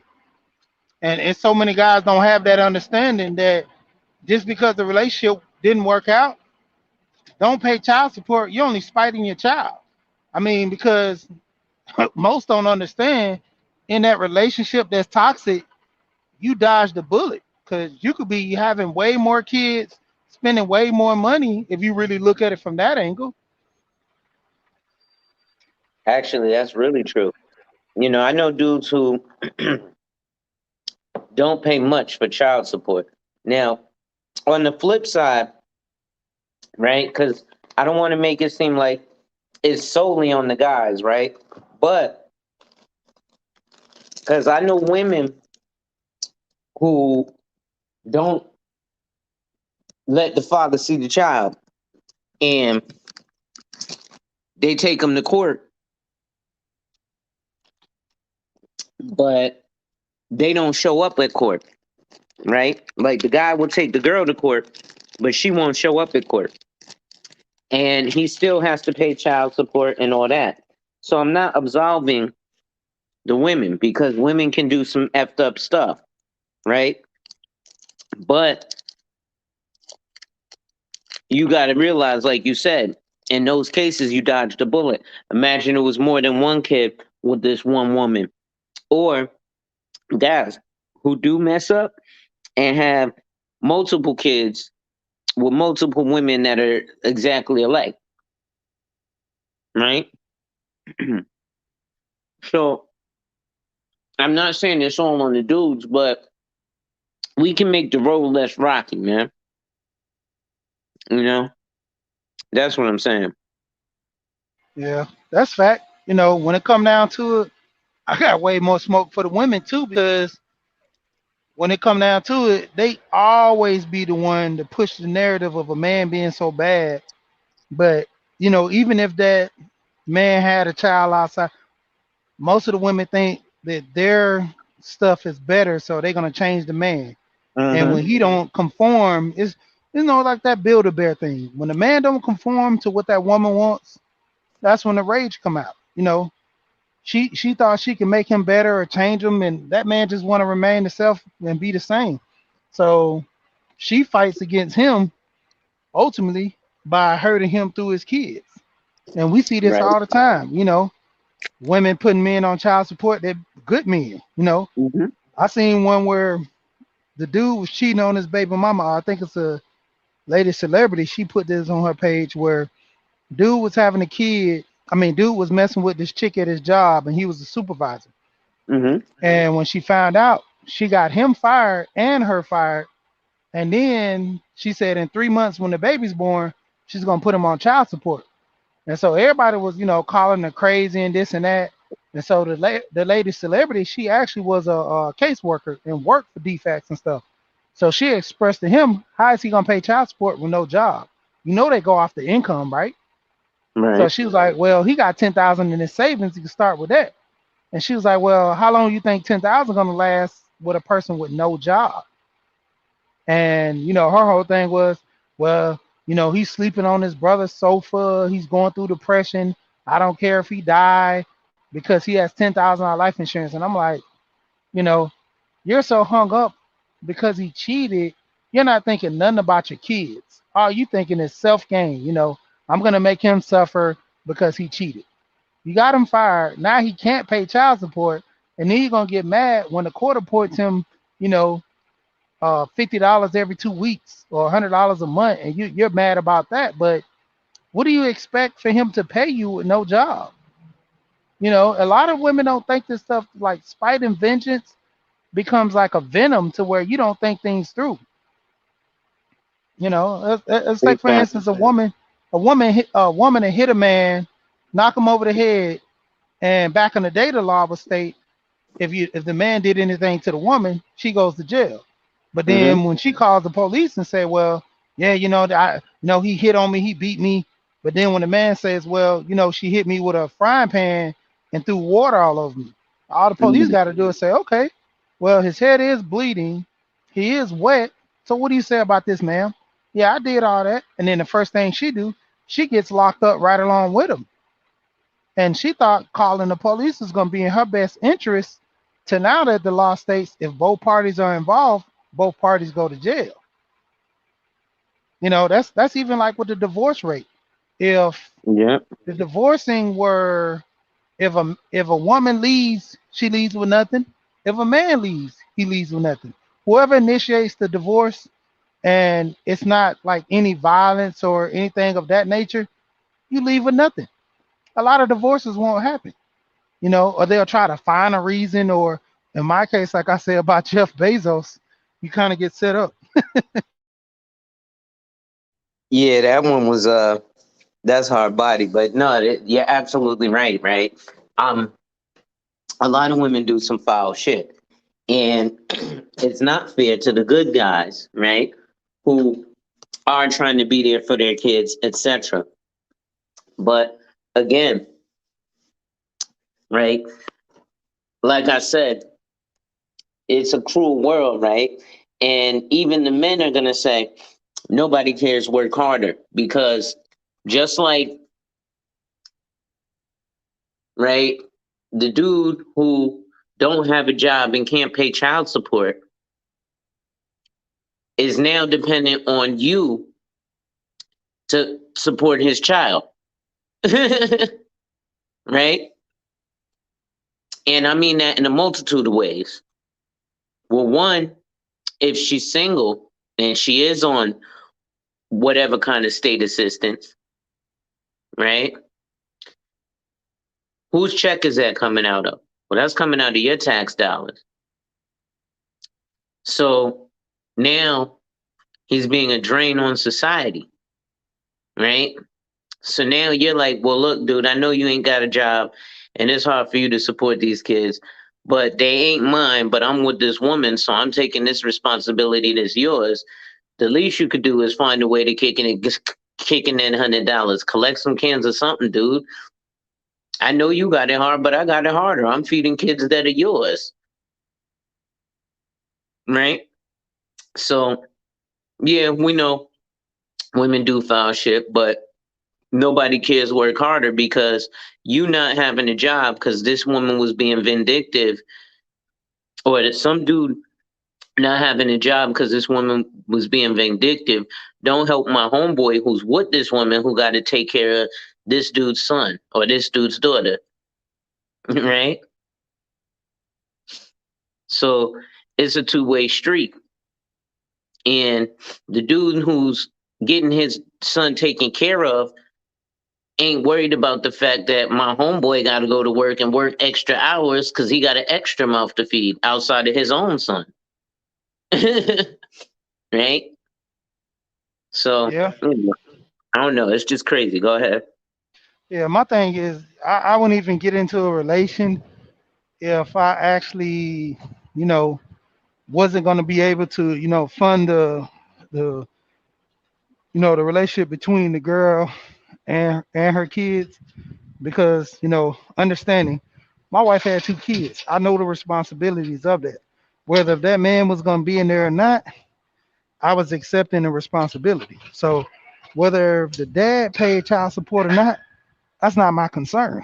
You know, my concern is when I got into a relationship with her, I was gonna be, pretty much stepfather to the kids. So whether he paid or not, that was then my responsibility. Like the movie Fences, where he was saying that, I ain't got to love you. It's my duty to take care of you. It's my responsibility. And a lot of men, they don't want that responsibility. That's why they don't deal with, pretty much single women. But to the degree, when it comes to their kids, you're not fully committing to understanding that you're not doing your responsibility by taking care of your kids with your baby mom. And that's what the big issue is with a lot of them. They don't have that understanding. Mm, okay. So when you say they don't have that understanding, right, in terms of taking care of their, can you speak further on that? Yeah, because, it's a deadbeat mentality. Mm, okay. So like you were saying, like with your homeboy who, you said they don't rock with each other, but they both your partners. And your man's had to actually tell you, yo, tell your boy, come see his kid. Like he you know, that's wild. And I commend you for that because I don't know that I could be in a situation like that. Like you said, like you had to distance yourself from your homeboy because you felt like, yo, bro, you just cool with being a deadbeat. You know what I mean? Like because look, where dudes talk about coming from, certain aspects of life, and in certain aspects of life, you got to have heavy amounts of trust, right? And if you ain't willing to be there or trustworthy for your own seed, I know you could shank me because I ain't even your seed, right? Now, yes, stuff does get messed up. Like, let's look at the messed up situation of like 50 Cent and his oldest son. That's ridiculous, right? 50 Cent needs to be the quote unquote bigger man, but he needs to set the example. Look, yes, your mother said this, that, and the third, and I spoiled you with finances while you was a kid because I was young and had just gotten millions of dollars. Okay, cool. But here's the deal. Here's some, you know, um, some masculinity lessons. I don't need to go out there and make your life petty. I need to actually, mold you and show you some things. So I think, man, we got to start doing that too, because I know a lot of men who get in crazy situations with their sons, you know, and we're like in our 40s now, when our sons are encroaching in their 20s, and they're becoming men of their own, right? And those are strange dynamics, right? Like my nephew, he's 22, And it's very different than when I was talking to him when he was 12 and 13. You know what I mean? Um, Now we sit back and we have a drink together while we watch football. You know what I mean? Where back in the days he was just eating the chicken wings. So I think, it is very important to have that overall respect and that overall vetting. Um, and the women are going to be women, right? And for all intents and purposes, we got to put women and children in the same boat. And that's kind of how we have to look at it. I can't remember her name, but I was watching this female content creator the other day, and she had a dude who came on who was talking about a topic that a lot of guys in this space talk about, which is dating overseas. And the guy was like, he's a foreign dude. He's not, well, I mean, he was like born in America, but he's a foreigner. He was like, yo, I've lived in 53 countries. And he was like, if you're having a problem getting women in America, it's not going to be as easy outside of America. You have to have money. And then he was like, I was like, well, what do you mean? And he says, well, they don't care. Like he was like, I'm 6'4", I'm the quote unquote tall, dark, and handsome, and the women don't care. They want to know about my wallet. He was like that looks don't matter. You can be swag, yeah, you can have swag as long as you have money. But he's lived in 53 countries and they're very hypergamous. So especially in the black community, fellas, we should be, kind of that way ourselves, just for the fact that we want to flaunt and conquer the earth, right? I thought that's what it was about, right? So we want to put our knee on the necks of all those who don't look like us. And I'm not saying in a superiority manner, but I'm saying in the manner of everybody wants to conquer. That's why you had Genghis Khan, right? Genghis Khan, the Mongol, tried to make sure that fucking 80% of the planet looked like him. That's why we are hypersexualized, because we want to procreate and make the world look like us. Well, part of that is building with, economics and not geometry. What's the plant thing? Ecosystems and stuff like that.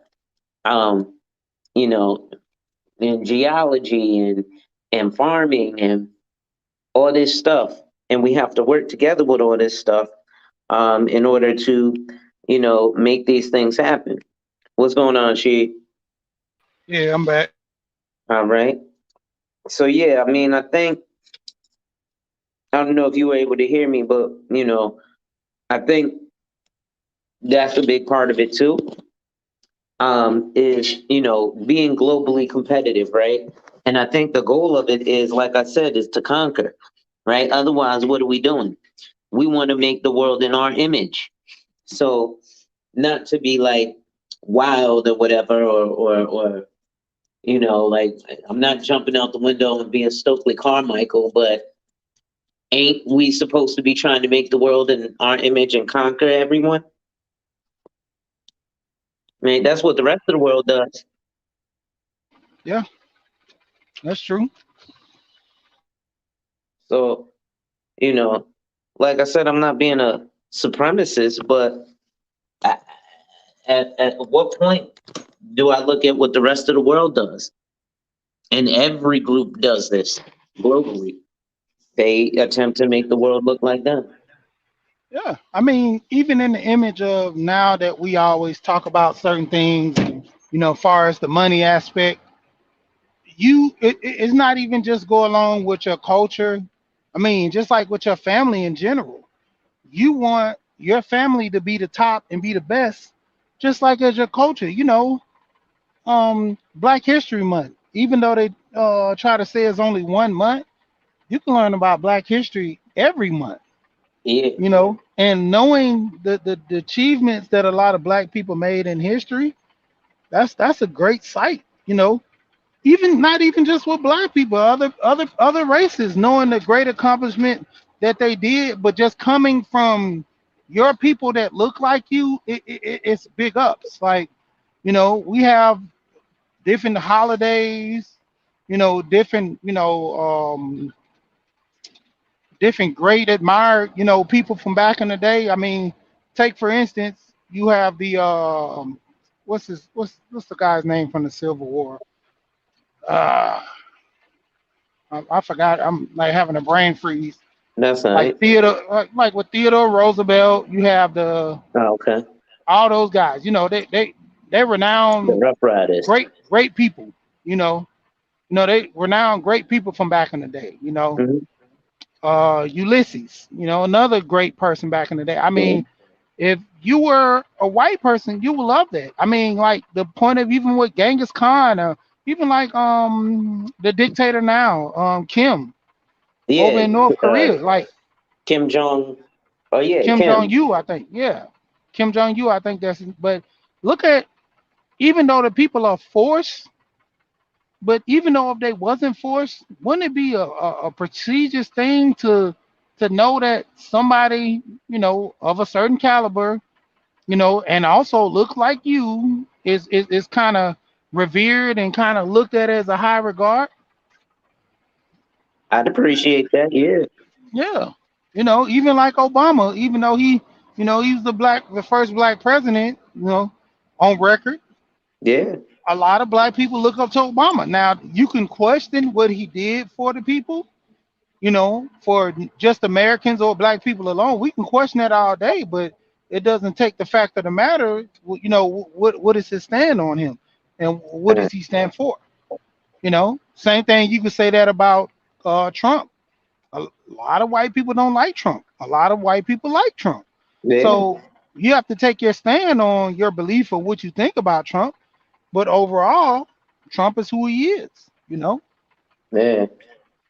Man, definitely, man. It goes deep, right? I'll tell you how deep things go. It even goes into our advertisement, right? So, working on Wall Street, you end up being what they call a fly in the buttermilk, right? And there was this one black joke these dudes used to tell. And it was, hey, Bob, what's the difference between a black man and a pizza? I don't know. What is it?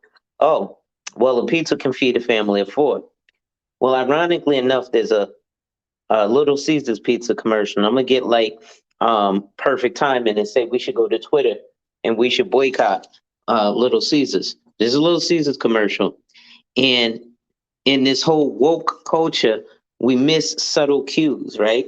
So the subtle cue is there's a black woman and she's staring at the screen, and at the screen she's like, "You're so hot, and you're nothing like my husband. I can always depend on you."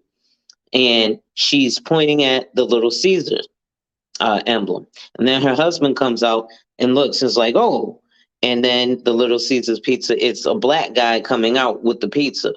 And that's a subtle ode back to a subtle joke, which is the joke I just told about what's the difference between a black man and a pizza. So, see, I'm thinking you got to think outside of the box when you're looking at revolutionary warfare, right? So, you got to look at little subtle cues like that and see subtle jokes that they poke in. So I think we should take to Twitter and boycott Little Caesars Pizza. You can't. Hey, I don't buy their pizza like that no way. I think, I mean, the pizza's cheap for a reason. I Right. mean, look at the taste. Well, listen, I'm in Connecticut, so we got the best pizza in the country. So I don't eat Little Caesars, but Uh, I, I still think the commercial is offensive. I don't know, man. Chicago deep dish might give you guys a run for your money. Nah, bro, ain't nothing. Listen, we kick New York pizza ass, so I know we'll kick Chicago deep dish. No, that's a good pie, and I want to actually go try Chicago deep dish. I've never been to Chicago. Well, I flew Yeah. through there once, and I met up with some dudes in Vegas, but I've never been to Chicago. Well, I had a layover there, I should say, and I was Yeah, there for like two I've, hours. I've been to all 48, man. Like Oh, really? Chicago, yeah, Chicago got some good pizza. You know, Okay. And everybody like I be talking to from Chicago, they like for some reason, like I don't know, it's not the men, but it's mostly the women always trying to tell me to eat the popcorn. Like the popcorn is the Yeah, best. I've They heard always something talk about about some good they popcorn. popcorn. Yeah. I'm about to have to shoot that. Yep. I mean, and the craziest part, the best Philly sandwich I got, like the best the Philly steak and cheese, I Uh-huh. got it from Jersey. Okay. Now there's a place in Philly. I don't know if it still exists. She said it's in the hood called Pagano's. Yeah, man. I heard about them. I never been there, but I heard about them. Okay. So Yeah, I ain't never been there myself, but I want to I, try Pagano's. yeah, I heard about them. All the celebrities, cause I do like my food channels and looking, and that's one of the main spots that a lot of people are always coming up and throwing that name out there. Okay. Yeah. Yeah, because she used to go to college out there, so she was like, "Yo, this spot." I was like, "Word, okay." So, but I ain't never gone there. But I'm gonna have to try that. Yeah. But so you had so let me ask you this, because you've been to all 48, right? You Uh huh. go for a good burger? Huh? You've been for a good burger, right? And they always have the battle of fat burger and in and out, right? I'm a fat burger dude, but Yeah. Fat burger's good. I like Fat Burger better than In and Out. To me, In and Out, the newer ones are starting to get overrated okay. because they don't actually, kind of cook the burgers like the old school way. You know, because I at one point I was on what was that Whataburger. Whataburger has some decent burgers. The ones out of Texas. Yeah, Yeah. okay. See, because I know if you've been to New Haven, you probably heard of Louis Lunch, which is quoted to be the creator of the hamburger, right? In like the 1800s. It's a bunch of crazy shit out here in New Haven. Um, but I'm trying to think. Well, Junior's in Brooklyn is obviously banging. It's this one diner in Brooklyn called Potholes that's banging too. But anyway, man, listen, back to like you were saying with the baby's fathers and stuff. The mothers, listen, women do some foul things, right? Like I said, I know some ladies who keep their kid away from the father and like use them as a weapon, right? Oh, if you want to see your kid, I need X amount of dollars. Or then when they want to go out, suddenly they complain they have nobody to watch their kid because they want to go out, but the father's at work. So now she's like, well, why don't you never come get your kid? And then she'll tell the kid, well, see, your father don't never want to come get you. But that's because she called him on a Friday night when she wants to go out and he is happening to have to work to pay said child support. So I understand that conundrum too. But we know this system is set up against us and we keep falling pitfalls to the game. So, like, just don't completely run away from the women, young men, but be cautious, be cognizant, and instead of looking at the outcomes of the marriages that end, remember this 70% of those marriages that end in failure, 80% of businesses end in failure, right? But nobody's telling you not to get an LLC. Why? Because you can benefit from it and you can continue again. Focus on the 30% that succeed, right? Why do I say that? Because everybody's putting a basketball or a football in your hand. And there's only 300 jobs in the NBA, 300 jobs in the NFL, at least as players, 300 jobs in the MLB, at least as players.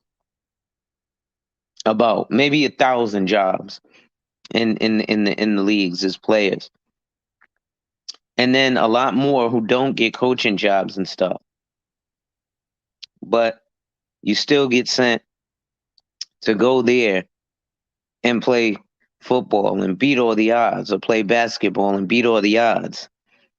But it's more people saying you want fries with that than Dunkin', or it's more dudes working at Dunkin' Donuts than Dunkin' a basketball. But we still strive for that. So I think focus on that 30% that's doing positive things in their marriages. Like she, like myself, like Chronicle Mac, like Art and Stall. We're married men, and there's a bunch of others that I didn't mention right now. But you do have to be careful and cognizant, right? For older men, it's difficult, especially in the black community, because we have this ageist thing. Donald Trump marries women usually 20 years younger than him. Now he's 70, so that's a woman who's 50. So, I mean, I'm not saying to run around and mess with high school girls. That's gross. But, But it, at the end of the day, it's like you want to be happy. So you yeah, have to make certain sacrifices. If you will choose to get married, on the premise of know who you're dealing with. A lot of guys, the vanity hurts a lot of people. mm, You know, you that's the first thing you see is looks, but it's a hazard. oh, yeah, You focus so much on the looks, you know, you misplace judgment with everything else, and 5 years later, divorce is at your doorstep. right. Yeah, that's a dangerous thing. And it is important. Like, I talk a lot about the vetting process, which is an important decision. But I think I want to go a little bit deeper into that, right? Because a lot of it is that she held me down, but you got to hold her down to make her even want to hold you down. Like I said, my wife came under my covering. She looks to me, right? And I think a lot of men miss that when they're looking for that quote unquote submission. A woman has to be comfortable in looking to you, right? And if we look at that in like a religious or a biblical standpoint, it's got to be, um, looking for your covering, like they would say, I'm not religious, but like Ruth would with Boaz, right?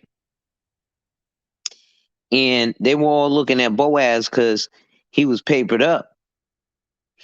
But what was it about Ruth, right? And she looked to him for covering, or like Sarah, they looked to their man for covering, right? So my wife was able to look to me for covering and say, okay, this is a man who has, I don't know quite what it is, but he has some sort of plan and some sort of idea as to where he's going and what he wants to do. I'm willing to help push along, and play my role and do what's got to be done, right? Um, and I think we have to have that program really there if we're going to say we want this woman to fall under our program. You know what I'm saying? Yeah, because I mean, I always talk about knowledge of self. If you don't know what you want out of life, how can you actually, you know, position yourself to fulfill that in a relationship? Hmm. If I'm always constantly at a moment of struggle and not really working with my wife or let alone my girlfriend because I haven't found my place, Hmm. and that's what a lot of people, far as women too, they go into a relationship not being able to, got over the last relationship. So they deal with the struggles in the new relationship and it poses a big issue to the point where, Hmm.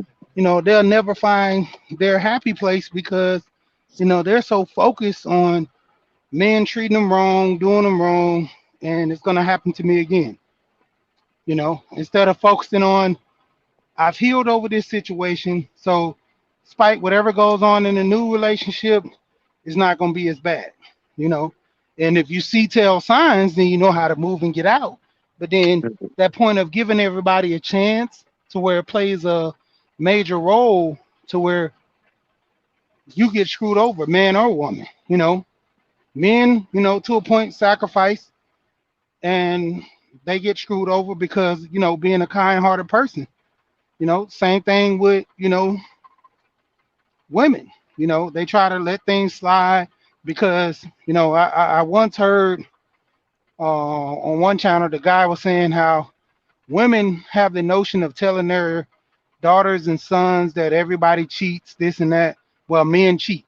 So you come up with the premise of men cheating all your life, you have an expectation thinking that, never trust these men because they're gonna all cheat. They're all no good. They're all this, they're all that. But in the end, if you focus on the goal at hand, knowing what you want, you're not gonna get taken through the ringers and, issues and things panning out that, hurt you. It's not gonna you're not gonna get caught up like that compared to any other person that, has their issues that they go through. They don't know how to, properly, get out of these situations. So they're gonna always, fall into that same category. Well, either my mom wasn't there for me, my dad wasn't this, and that goes outside of the relationship. You haven't worked on yourself. You have people that have mom and dad issues. And once you take that into the relationship, that's a big part. Like you were talking about earlier, I was going to say something when you say you have boys as being the man of the house, that man syndrome that, you feel as if you got something to prove, or, you're dealing with a woman on the premise of the way men treated your mom. You'll never treat a woman like that. So you'll take Mm. everything that your mom did to a man and suck it up as, I supposed to take this because the guy who did my mom wrong put his hands on my mom. You know, I would never do that to my mom. But then you didn't see the spitefulness in which your mom would push his buttons and, kind of get him to that level, but then Hmm. want to back off, and Right. it's a big issue because, I was on a panel with a woman and she was saying no means no, my body, my choice. But I say don't put gas on the fire and light the match and hoping it don't burn. Don't get me Exactly. aroused and then say no means no. So why are we having this conversation? Why am I even over here? If no means no, I should have never been in this place and you should never been here with me. But then they say, well, I can change my mind. But that doesn't work for a man who wants to change his mind. And the woman says, I'm gonna take it or else. And the Yeah, I've or been else in is I'm getting what situations I like want. that. Exactly. Yeah. We all have these, situations that we go through and deal with, but the our kids only know half or a quarter of the story. Remotely, when kids start finding out situations that their parents, you know, some of them you can't even stand to look at, man. Like it's horrible, man or woman. Oh yeah, listen, man. I know some situations where, where the mothers are definitely the horrible ones in this situation, and we don't talk about that enough, to be honest. Um, because I know some situations where mothers have done some horrible, horrible things. And just like Tupac, with Dear Mama, oh, everything, no matter what you did, Mama, you was greatest, even though you was doing bids, Mama. But my daddy went to jail for 2 weeks and I hate him, but so we have to be cognizant about that. But that's why I think it's important to have those conversations. I want to share my screen right quick, um, and show another piece of some of the conversations. that I think should be had. Hold on, let me make this screen a little bit bigger here. How do I do this? So this is actually um, a budget guide. So this is more of a life insurance needs analysis. This is one that I did. This is usually when we continue to work together. So I actually also do a budget analysis. This one is, I have a longer one. This is only a 5-page. I have one that's about 17 pages that gets into your investments and your assets. But breaking down stuff like this, having a budget is good to have as a man prior to when you get, your family and stuff. So you'll know where you're at, because most of the time, guys are just asking for this woman to come in barefoot and pregnant. Well, that adds to your expenses, right? Like, if I sit down and talk to you about life insurance and you say you can't afford it, but then you go buy a dog, well, you got to buy at least, you get a big Rottweiler. Well, that's at least a 50-pound bag a week of food. And I don't know how much a 50-pound bag of dog food is, but I know it ain't cheap. Right? So you end up adding things to your budget. So this is good to see here, right? And you can break it down in your monthly amount, and then it calculates to your annual amount. So for example, this guy, for his mortgage or his rent, pays $1,500 a month. Now, if I X that out, my budget organizer automatically breaks it in there. So if you put $1,500 a month, you'll know that you pay $18,000 a year in rent. You'll know what you pay for property taxes, your homeowners or your renter's insurance. So you should have both, and I'll actually be doing a video on that. But these are things when I talk about decisions that generally I like to sit down with a husband and wife together when we make these decisions. And the reason for that is because you both need to know the full picture, because it's about identifying and protecting your lifestyle. And so not only is it the breadwinner, but two things happen when a person dies. Not only their income, but their presence goes away. So if there's a situation where there's a husband and a wife, maybe the wife takes the kids to school in the morning, the husband picks the kids up in the afternoon and takes them out for pizza. That's something that a friend of mine and I used to have happen. My mother used to pick us up and take us to school in the morning, and his father would pick us up at the end of the day, and he would take us to this pizza place and buy us a slice of pizza and an orange soda. And then if we were good, he'd buy us either a bag of chips or cookies, and then he'd bring me home and go home with my homie James. But in terms of making decisions, those are things that you need to have in your overall plan. So this goes through initially your fixed expenses, right? But we also look at your variable expenses. So if you'll notice, things that are fixed are going to be things like, your life insurance premiums, your credit card payments, your personal loan payments, your car payments, your car insurance, or your transportation, like you set aside X amount of dollars a month for gas. Okay. Other fixed amounts like your housing and property taxes, those things are going to stay the same.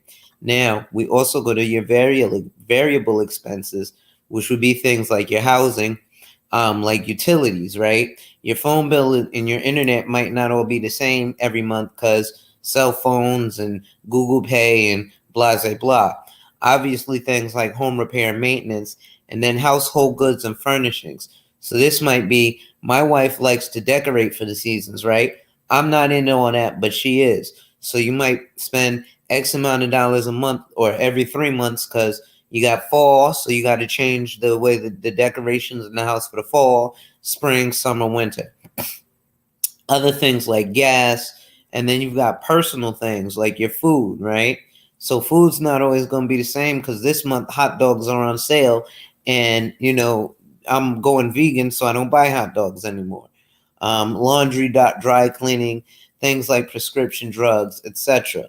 Right? Now, why is this good for somebody who's in their early 20s to do and actually look at this and sit down with a life insurance agent who should actually be doing this for you? right? And with you, right? But you have to actually sit through the process because it's about identifying and protecting your lifestyle. So we want to look at things like entertainment, right? I told you my friend Mr. Harriet used to like to take us out for pizza, right? So in taking us out for pizza, well, that had to be in his budget.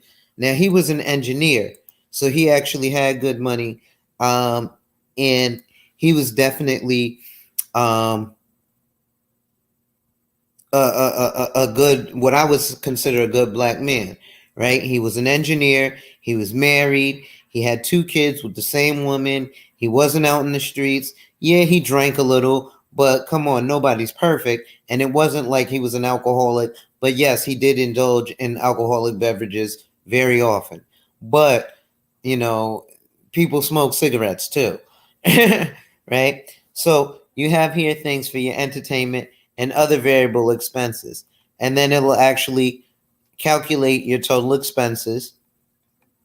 And then we would combine your fixed and variable expenses, things like salaries, employee benefits, phone, internet, insurances, travel, things for, you're paying for your tax or your accountant, your CPA, or your CFP, keeping your attorneys on retainer, professional association dues, being part of like the NIPR and the NAIC, Quad A, which is the Association of African American Advisors, things like that. Calculate all your expenses again. Okay. And again, this is going to be part of your overall financial plan.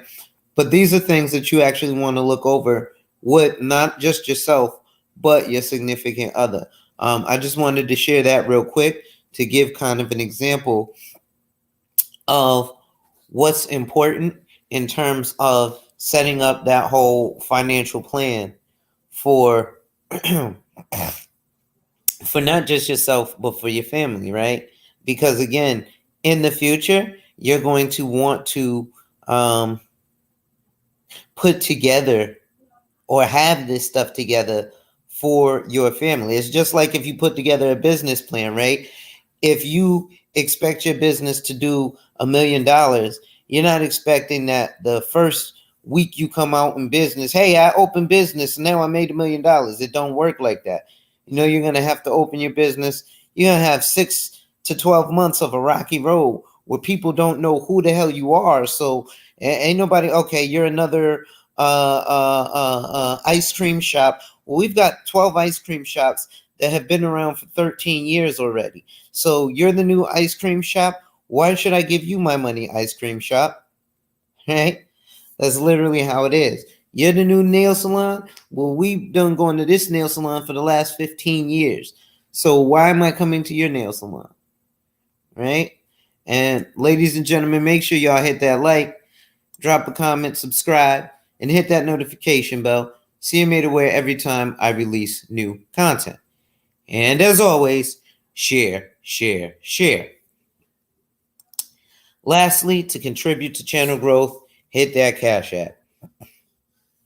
To schedule a one-on-one consult with a licensed financial professional, or to purchase life insurance directly up to $1 million with an instant decision and no medical exam. The links are in the description. Now, as we continue, so again, this is part of your financial plan. Trust me, there's way more to it than that. Okay? But this just kind of gives you an overall picture. So let's do this together. And let's say your rent is $2,300 a month. So that's going to be $2,760. And let's say you have no property taxes. And let's say your renter's insurance is what's 30 times 12. So that's going to be $200 a year. That's $200 a month. So we'll say $37 a month. $37 a month. And let's do a expensive car lease. Let's do a GMC. So let's say about $780 a month. So your automobile insurance is going to be about $350 a month. Parking, tolls, and train, yeah, that's about right. Credit card payments about $600 a month a year. Let's go $250. Personal loans, we would say $100 a month. $52 a month.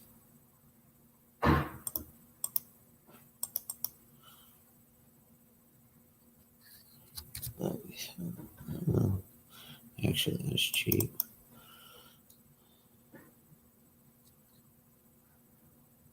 Actually, it's more like $230 a month.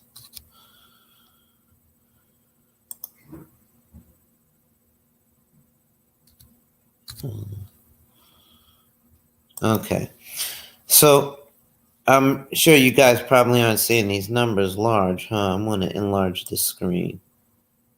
Let me see if I can make the screen. See, now it's off kilter. But so I'm entering in the numbers for the monthly amount of initially fixed expenses. So, for example, we put in for the mortgage, $2,300 a month. For the rent, $2,300 a month, which is almost $30,000 a year. No property taxes because it's being rented. Your renter's insurance is $37 a month. Car payment of $780. Automobile insurance of about $350. You're going to have full coverage.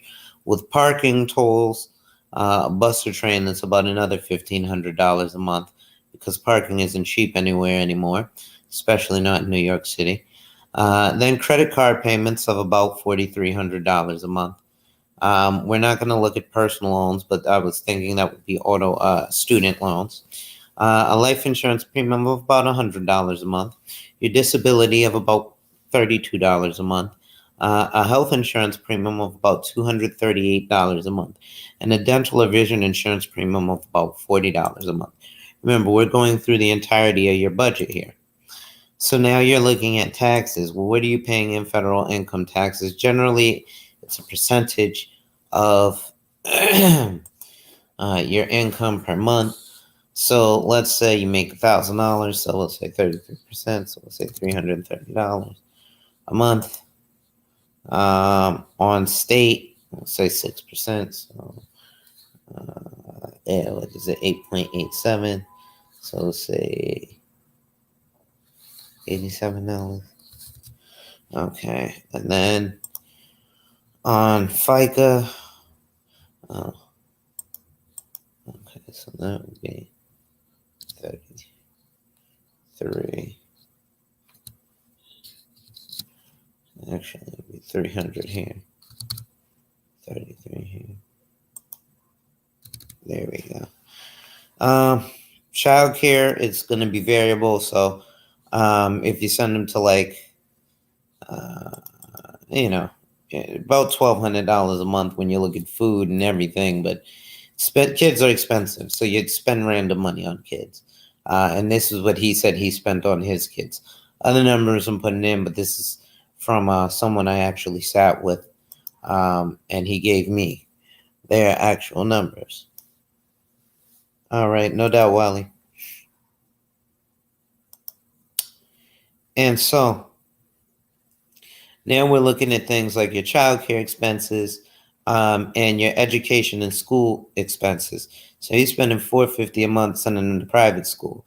Now, household help, he had a maid, so he's paying $500 a month for Mary maids to come and clean up his house, and I believe $125 a week. Right? Now, professional membership dues. Again, you might belong to associations, and it's really good to belong to. Let's say you belong to the SAG-AFTRA, which is $3,200 a year.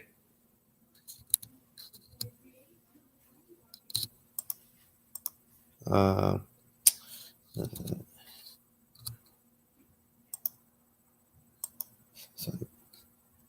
260.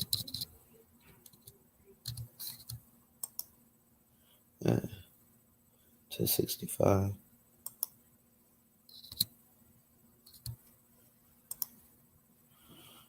To 70.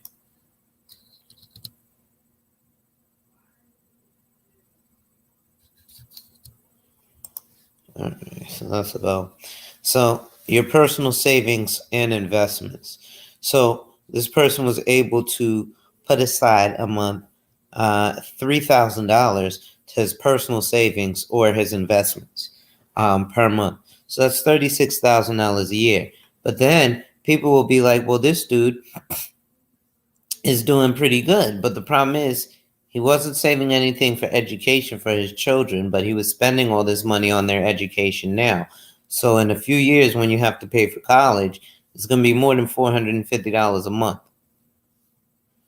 Right? And also this blaring gap of he's not saving anything for retirement.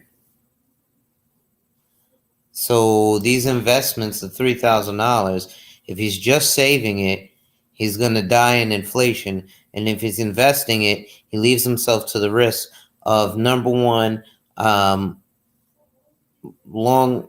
it takes a long time to liquidate.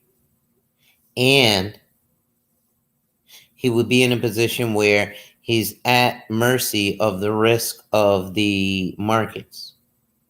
So when he needs the money, this 36,000 might be 3,600 because the market might have crashed. Or this 36,000 might be 3.6 million because the market blew up. And if that's the case, great job.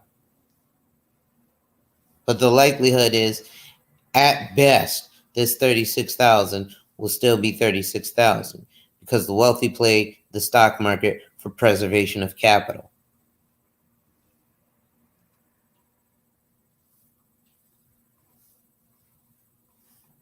And then his variable expenses. So let's look at things like utilities, electric, gas, water.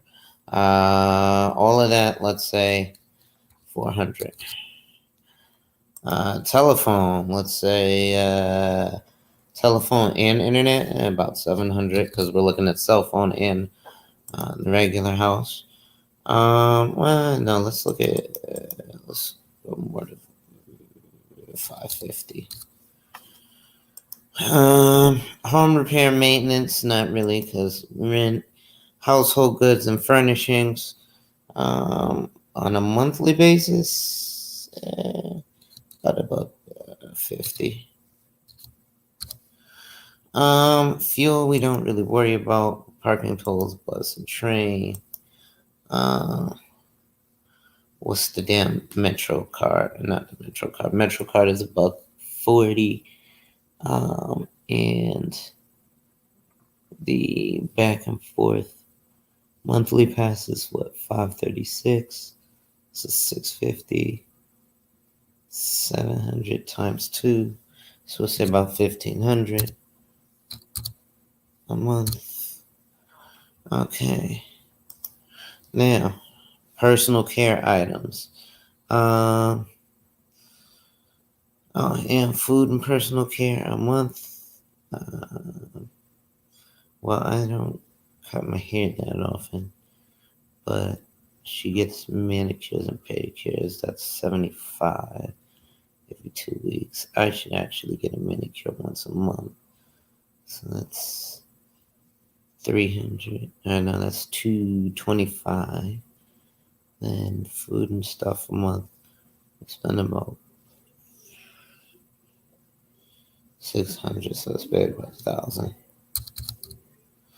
On clothing, that's like 200.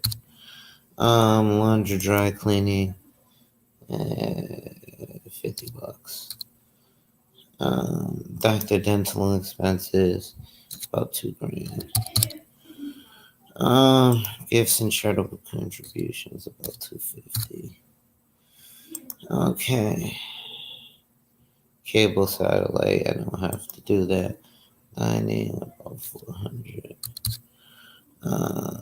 Movies, sporting, don't do. Well, yeah, we'll do that. Like the Hulu and stuff. So that'd be like $75 a month, because you have all your Hulu and stuff. Yo. Make sure y'all hit that like, drop a comment, subscribe, and hit that notification bell. So right now what I'm doing is I'm putting together a budget organizer so you can actually see and take a look at what you need to be looking at when you sit with your financial advisor, right? Because we have to identify and protect your lifestyle. So I can't say, hey, you need $50,000 worth of life insurance. Where did you come up with that number, sir? Oh, well, because you asked me how much $50,000 worth of life insurance costs. And I told you. But why do you, John Smith, need $50,000 worth of life insurance? Do you really only need $50,000 worth of life insurance? Well, I ain't got no wife and no kids, and I'm 22, and I ain't got nobody to leave the money for. Okay. And you think you only need $100,000 worth of life insurance? Well, let's take a look at your numbers further, because we have to identify and protect your lifestyle, right? There's things that maybe you don't do now that maybe you want to plan for in the future. Maybe you want to plan for when you find a wife, you're going to have money for a babysitter. You're going to have, $250 a month to give to charity or to give to tithes to church. Maybe you want to keep your shirts pressed like $1,000,000. Maybe you want to keep your teeth pearly white. Maybe there's a specific peanut butter that you eat. You want to keep wearing Burberry every month, right? You also want to make sure that you can get back and forth to work. And maybe you don't want to put, a lot of miles on your new BMW or your new Jaguar or your new Aston Martin or your new, Toyota. So there's a lot of different expenses already in here. So maybe you want to have money for other hobbies. Maybe you're like me and you like to play World of Warcraft. So you want to have money so you can get an Alienware computer and you can put all the data bits and megabits and RAM and all that shit so that you can have the fastest computer so that you can raid to your heart's content. Well, that costs money. Well, you got to plan for that, right? Maybe you want to do like I intend on doing and buying an RV and road tripping across the country. Maybe you want to do it by yourself. Maybe you want to do it with other people. Other variable expenses. Maybe this is saving up to buy the RV expense, right? So let's do that. Saving for RV. Wow. RV for road trip, right? Because I want to actually, I want to drive around the country, me and my wife. When we were driving to the Buffalo Wing Festival in Buffalo, New York, we ended up, make sure you book a consult, seeing this couple who was riding on motorcycles just across country. And we thought that was pretty lit. But maybe you want to have money for a maid. Maybe you want to have money for a babysitter, right? This is a lot like Kevin Samuels. When Kevin Samuels asks, what's your height, weight, and dress size? What's your financial plan, young man? Right? He ain't asking for your height, weight, and dress size just because he wants to shame you for being fat. Maybe he's telling you being fat ain't good for your health. Now, don't get me to talking because I have something called TOFI, thin on the outside, fat on the inside. That's a different story.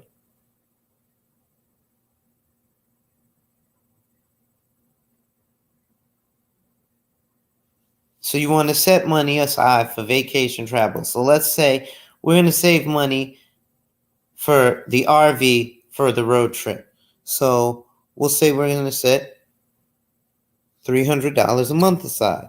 And see, this is another reason why you need to sit with your life insurance agent, right? Because you want to factor your life insurance payment in there. Now, notice this is only $100 a month that I say is set aside here for their life insurance premiums. So now at $100 a month in their budget, Now we can talk about possibly buying term and investing the rest. Well, okay, let's see what $100 a month gets you for a term policy, Mr. 42 years old who smoked cigarettes and had a heart attack. It's not going to get you much. But if you're 20 and healthy, it'll probably get you a lot more. And if you don't have these expenses now while you're 20, then that can be a built-in expense while you're planning for the future. Right? So, in looking at this, boom, we've got our clothing, doctors, so cable, satellite, we don't have to worry about that because that's paid in with the internet. Dining out, 400, movies and sporting events, $75 a month, $900 a year. But see, it's crazy when you look at it monthly, and it also breaks it down for you how much you're paying for the year. And again, with my software, when you're sitting down with me, this actually breaks this down for you. But this is in the multitude of meetings, right? So, let's say not just saving for the RV, right? For the road trip, saving for money, saving for spending money for RV road trip cross country. Right? So we're saving $300 a month for the trip, and we're saving another $75 a month to have spending money. Now, these can be short-term goals. So that's $900 a year, right? Now, this could be for a 10-year plan. So after 10 years, we got $36,000 to buy a used RV. We got $10,000 to spend driving across the country with this RV, right? Now, combining all these expenses together, our total variable expenses are almost $7,000 a month or $83,000 a year. Now we can break down both your fixed and variable expenses. So combine our fixed expenses of $15,000, almost $16,000 a month, total of $185,000 a year, right? And the variable expenses are about $7,000 a month, a total of $83,000 a year, right? So the total personal expenses is basically a $25,000 a month lifestyle, right? So now we also have to look at people like savings minus debt, because what does he tell us, right? Because a lot of people are running around with a $30,000 lifestyle, but a $5,000 a month income, being debt slaves, right? And these are just the realities of the situations that we end up in. Right? So now, if you have business, we can look at fixed and variable business expenses. So we got a lot of gentlemen that I speak to who are in the trucking industry, and I haven't been able to get this far into it with them. We'll get there. We're building it as we fly. But I know these gentlemen trust me, and I trust them.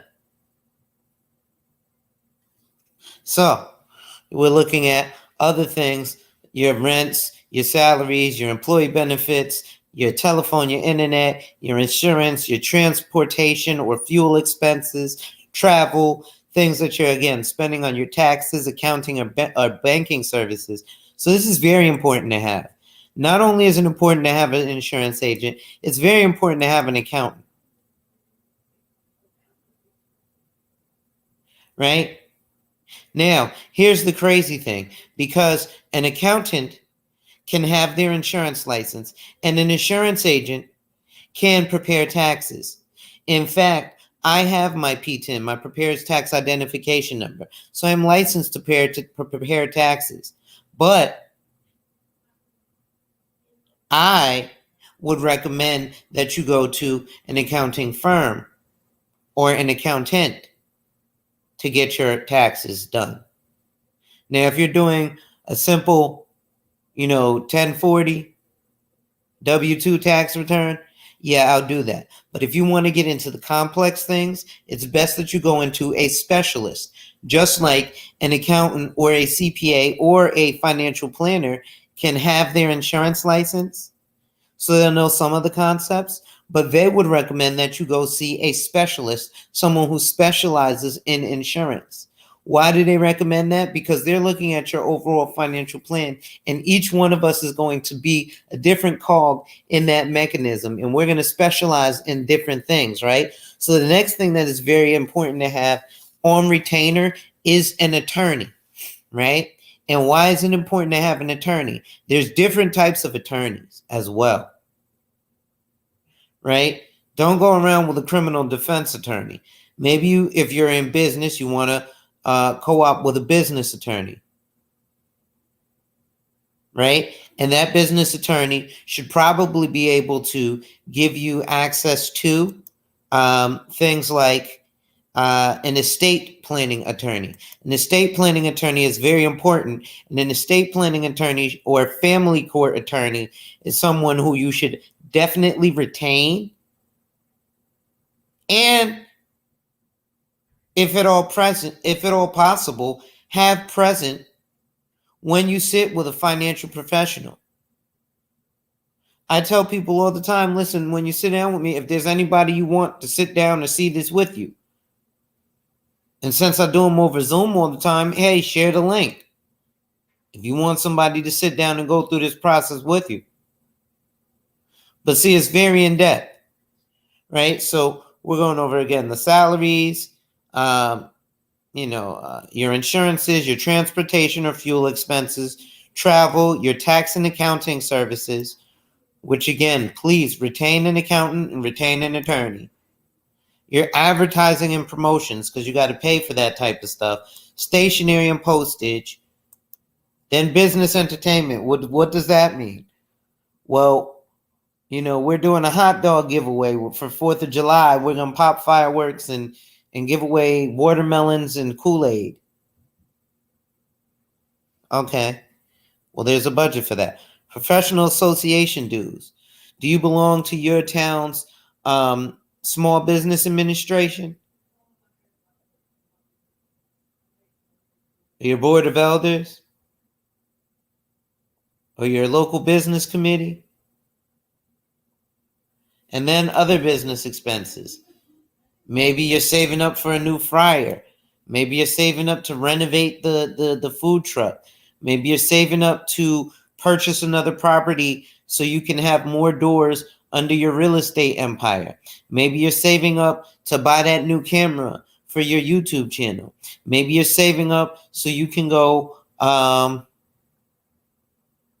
thrift shopping, right?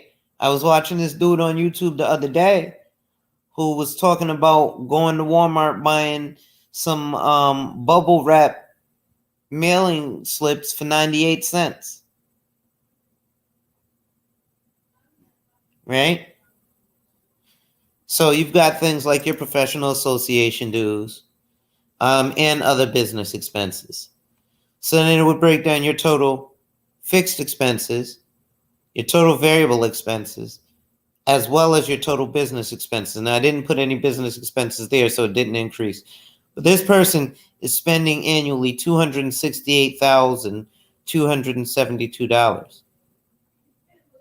Now, again, many people are living multiple $100,000 lifestyles, right? Or $22,000 a month will bring in, $13,000 a month. So living $9,000 a month in the hole.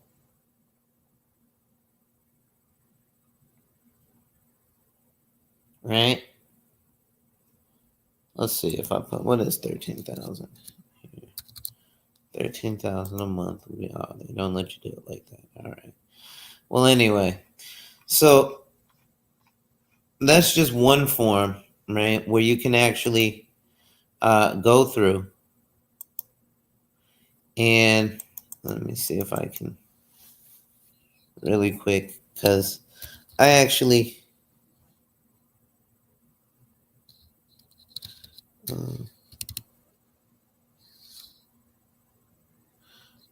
is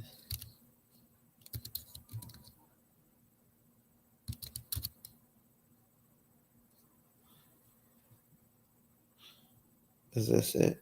Hold on, let me pull this up real quick.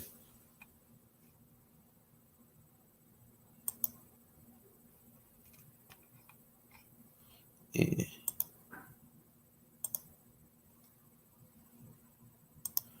So while we're at it, salute.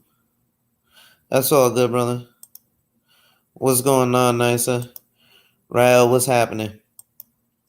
I know Ra's happy to see this stuff come up because he's been telling me for a while, man, snap on these fools. So I got another one I want to share with y'all. Hold on.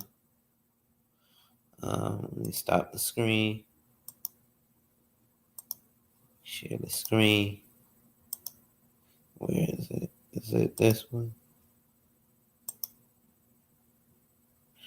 So this is another one. And this is, like I said, this is the in-depth one. As you can see, it's 17 pages long. This is why, like I said, I've done slapped the fee on the process. Because generally I do the 4-page one. And that's sufficient to start. But as our relationship grows, we have to get further in depth with it. Right? So this one I just left blank. But again, it's 17 pages long because it goes over everything combined. Right? So we're going to get your personal and family info. Your dependents. Again, I'm looking at your wills and your trusts. Your trusted contacts. Your residence. If you have a vacation home. If you have any investment real estate. Okay? I'm going to look at your employment and income to see if you have, what kind of occupation you and your spouse have, etc., etc. Your earned income info. So this is your salary and wages, any bonuses that you may get, and this will be monthly and annually. This will be commissions. For example, I work on 100% commission. Your expected salary, your growth ratio, other income, things like child support, annuities, trust funds, lawsuits, lottery winnings, business endeavors, street money, dead ass street money, your income tax information, your federal tax rate, your state income tax rate, if you're self-employed, because then you're going to pay a different tax rate, your financial information.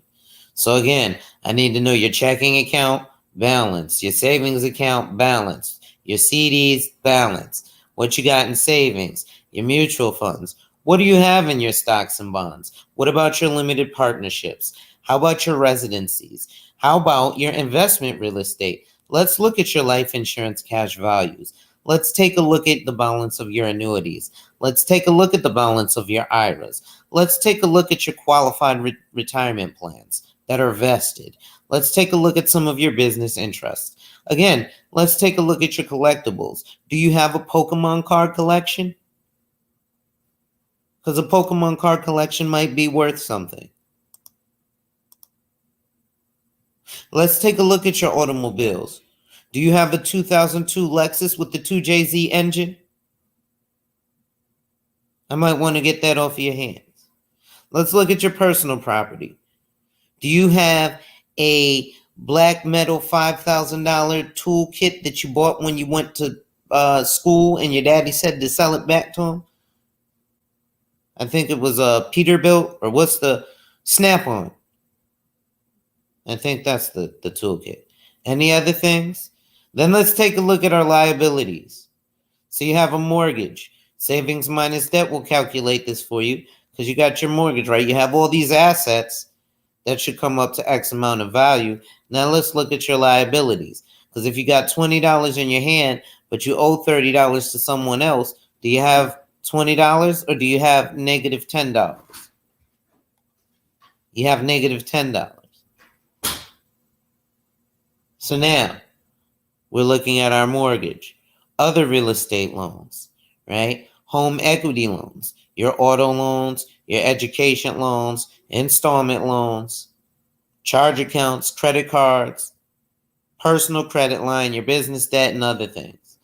So we're going to calculate your total assets and your total liabilities to come up with your net worth. Like I said, your life insurance calculates your net worth. Now, this can also just be life insurance policies. So that's why they'll tell you to buy term and invest the rest, because a term policy does actually add to your net worth. See, I'm going to give you the real. I don't like the companies and the people who say just to buy term and invest the rest. There needs to be a reason why. And again, that's why people buy life insurance, 7 policies on one life. Right? So again, that calculates on your net worth. And again, I ask people, how much money do you feel comfortable setting aside on a monthly basis to achieve your financial objectives? Usually I ask, how much money do you feel comfortable setting aside on a monthly basis to protect and provide for all these things? There is no right or wrong answer. It could be 50 cents. Just know if you say, well, I only want to spend 50 cents because you're thinking you're just putting money aside in a life insurance policy so some people could get a check when you die, you're absolutely wrong. And this is why you fuck yourself and future generations over. Right? I showed you the book, 25 Ways to Get Rich Using an IUL. That's not a book I'm trying to sell, unlike Sue Zorman and Dave Ramsey. I listen to them motherfuckers too, don't get me wrong, just because I'm shitting on them right now. Because they're in my space and they have some solid information. But yeah, I'm going to chomp at the big dogs. Jim Cramer, bye, bye, bye. He used to come out in front of 100 Broadway every day and get a cup of coffee and a donut. I used to sit and chat with him.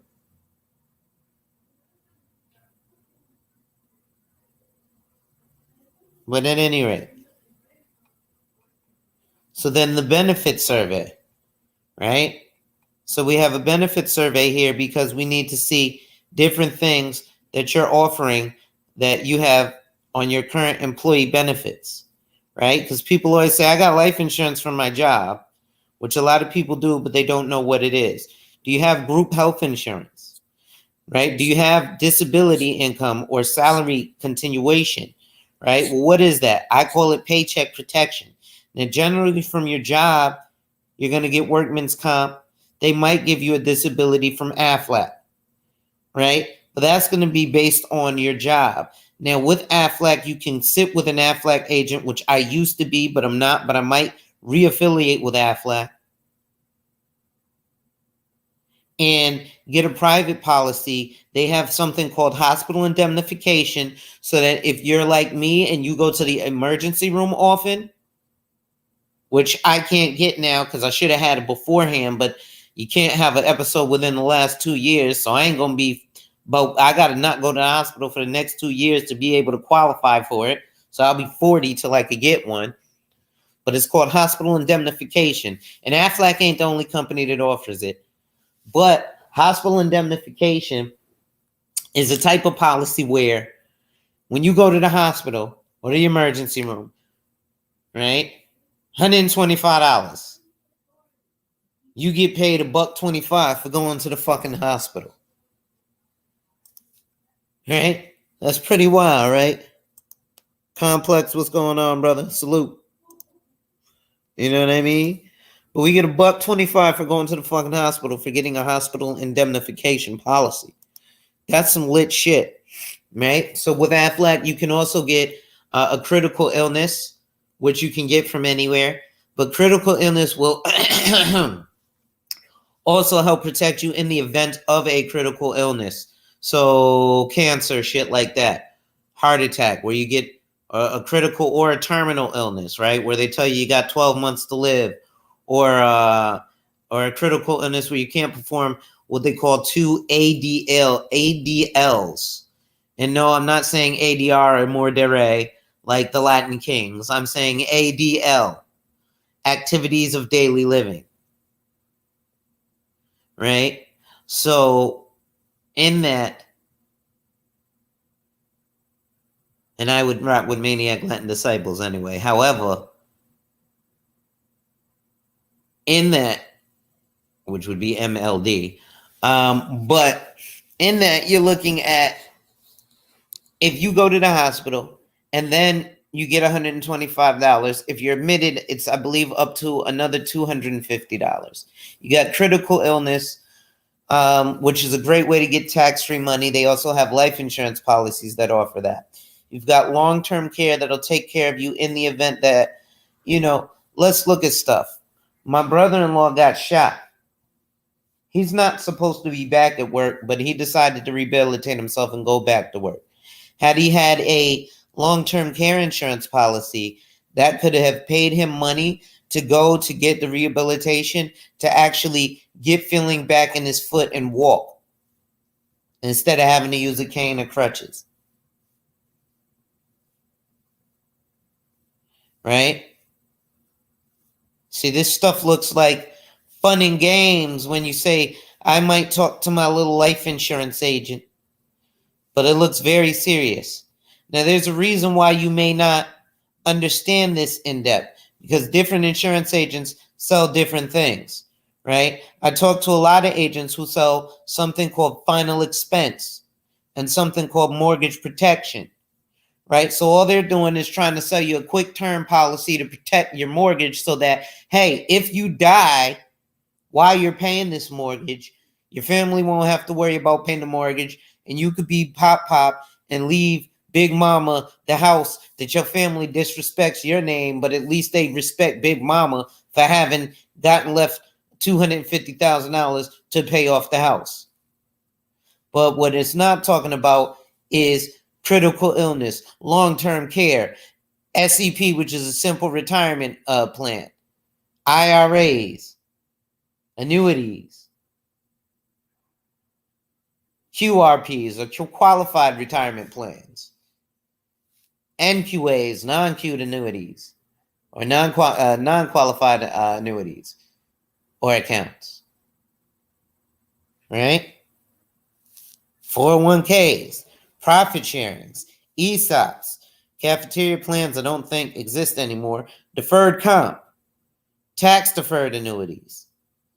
So we're going to look at things like, again, your pensions, right, which they've pretty much replaced those with 401ks. Then we're going to look at your IRA information. You take a look at these comments here. Right? So now we've got your regular IRA, your annual contribution, your total accumulation for you and your spouse, your Roth. Then we're going to go over an insurance survey. And this is just page 7 of 17. So there's much deeper in here that we can get into. And that's why I said it's a continuing relationship. Right? So I've been going now for almost 3 hours. And I didn't even realize that or intend to be going for so long. So I appreciate those who are stopping by, dropping their comments, watching in the clouds or watching in the playback. Some valuable information in here. What is this that I have? Well, one more thing I'd like to actually look at that I tend to like to look at with my clients, because it's very important, because people always talk about investing or investments all the time, and they don't understand how that works. Now, again, that definitely costs you. So in order to do those, we can you can schedule a consult. The link's in the description. But so this is an asset allocation and a risk tolerance fact finder. So this is how we find out your risk tolerance, or how we would allocate your assets when we're talking about your investments, right? So step 1 is to answer the questions below, and you add points for each answer and match your total score with the appropriate risk tolerance category to identify your personal risk tolerance. So let's just look at some of the risk tolerance categories before we look at the numbers there. So you have conservative, moderate, moderately aggressive, and aggressive. So what a lot of people are doing is they're just taking these aggressive stances with things like these meme coins, right? And then they be like, I'm involved with some real life niggas. Some niggas, I'm making some bread off of this shit. Nigga, you're making a couple of $100. Chill. Right? But see, now I look like the asshole when I shit on niggas. Because I ain't driving a fancy car. Mired in fucking debt. Like the nigga you look up to. Like they just had the stunt on little fucking baby for having a $40 watch. Talking about it's a $400,000 watch. But it's the ability to spend that $40,000 that matters. So floss on with your fake jewelry, cuz. I ain't mad at you. I'd do that shit too if I had it. But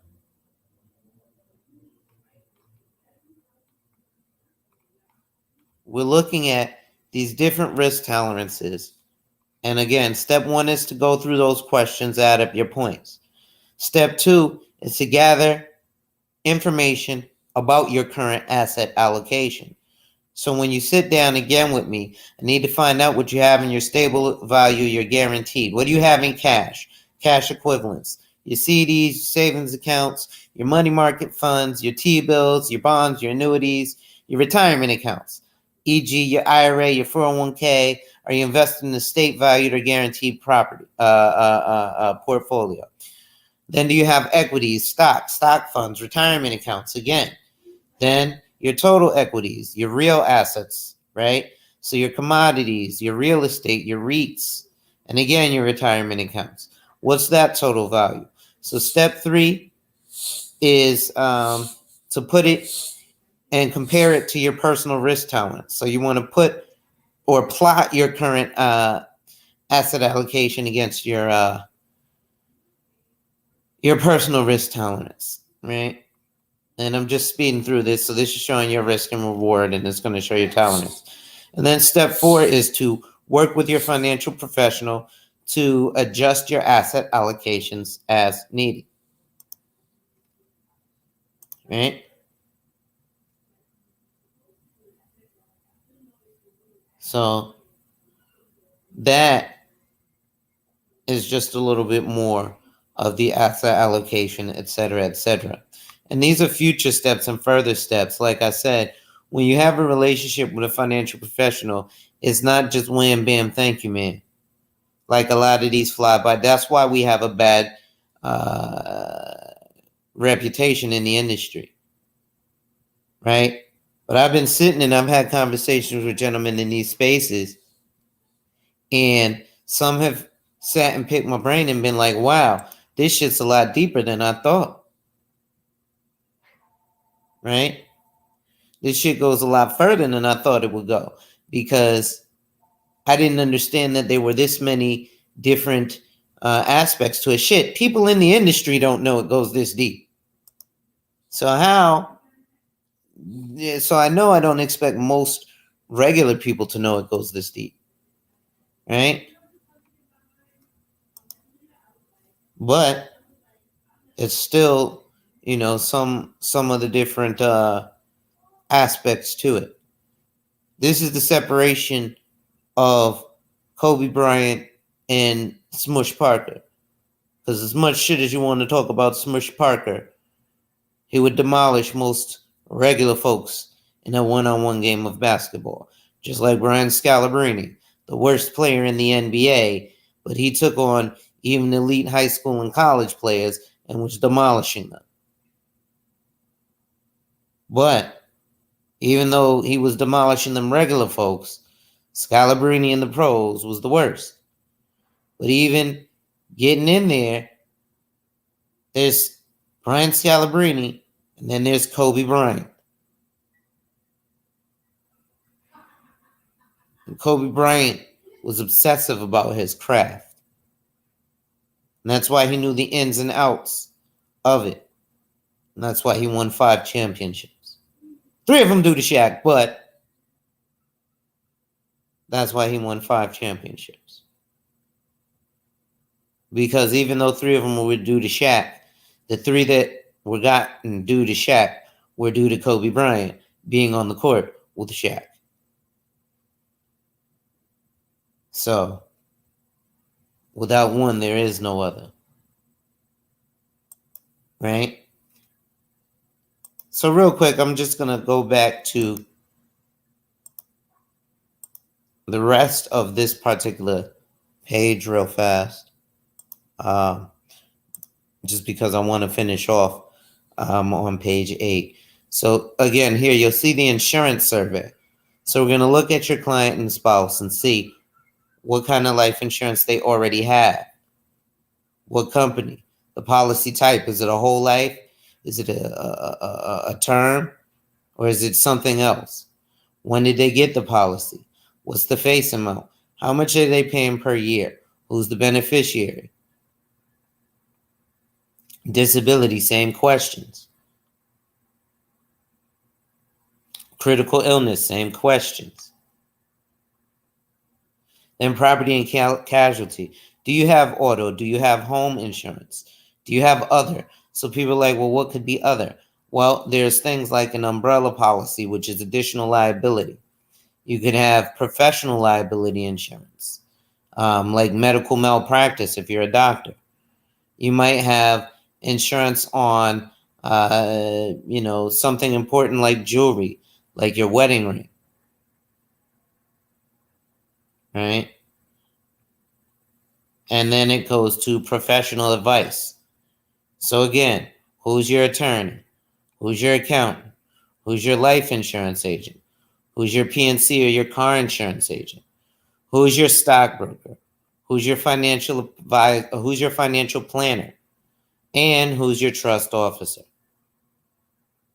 Right? Then we go into a little deeper, but I'm not going to go any further today. I'm about to hop off. So, ladies and gentlemen, make sure you hit that like, drop a comment, subscribe, and hit that notification bell so you're made aware every time I release new content. And as always, share, share, share. Lastly, you can contribute to channel growth by hitting that Cash App. You can schedule a one-on-one appointment with a licensed financial professional, or you can purchase life insurance direct up to $1 million with an instant decision and no medical exam. The links are in the description. With that being said, wipe ass. Work in progress every day and see success. Wipe ass. Work in progress every day and see success. Wipe ass. Work in progress every day and see success. And remember, when people challenge you, they don't challenge you to challenge you, but they challenge you to challenge you.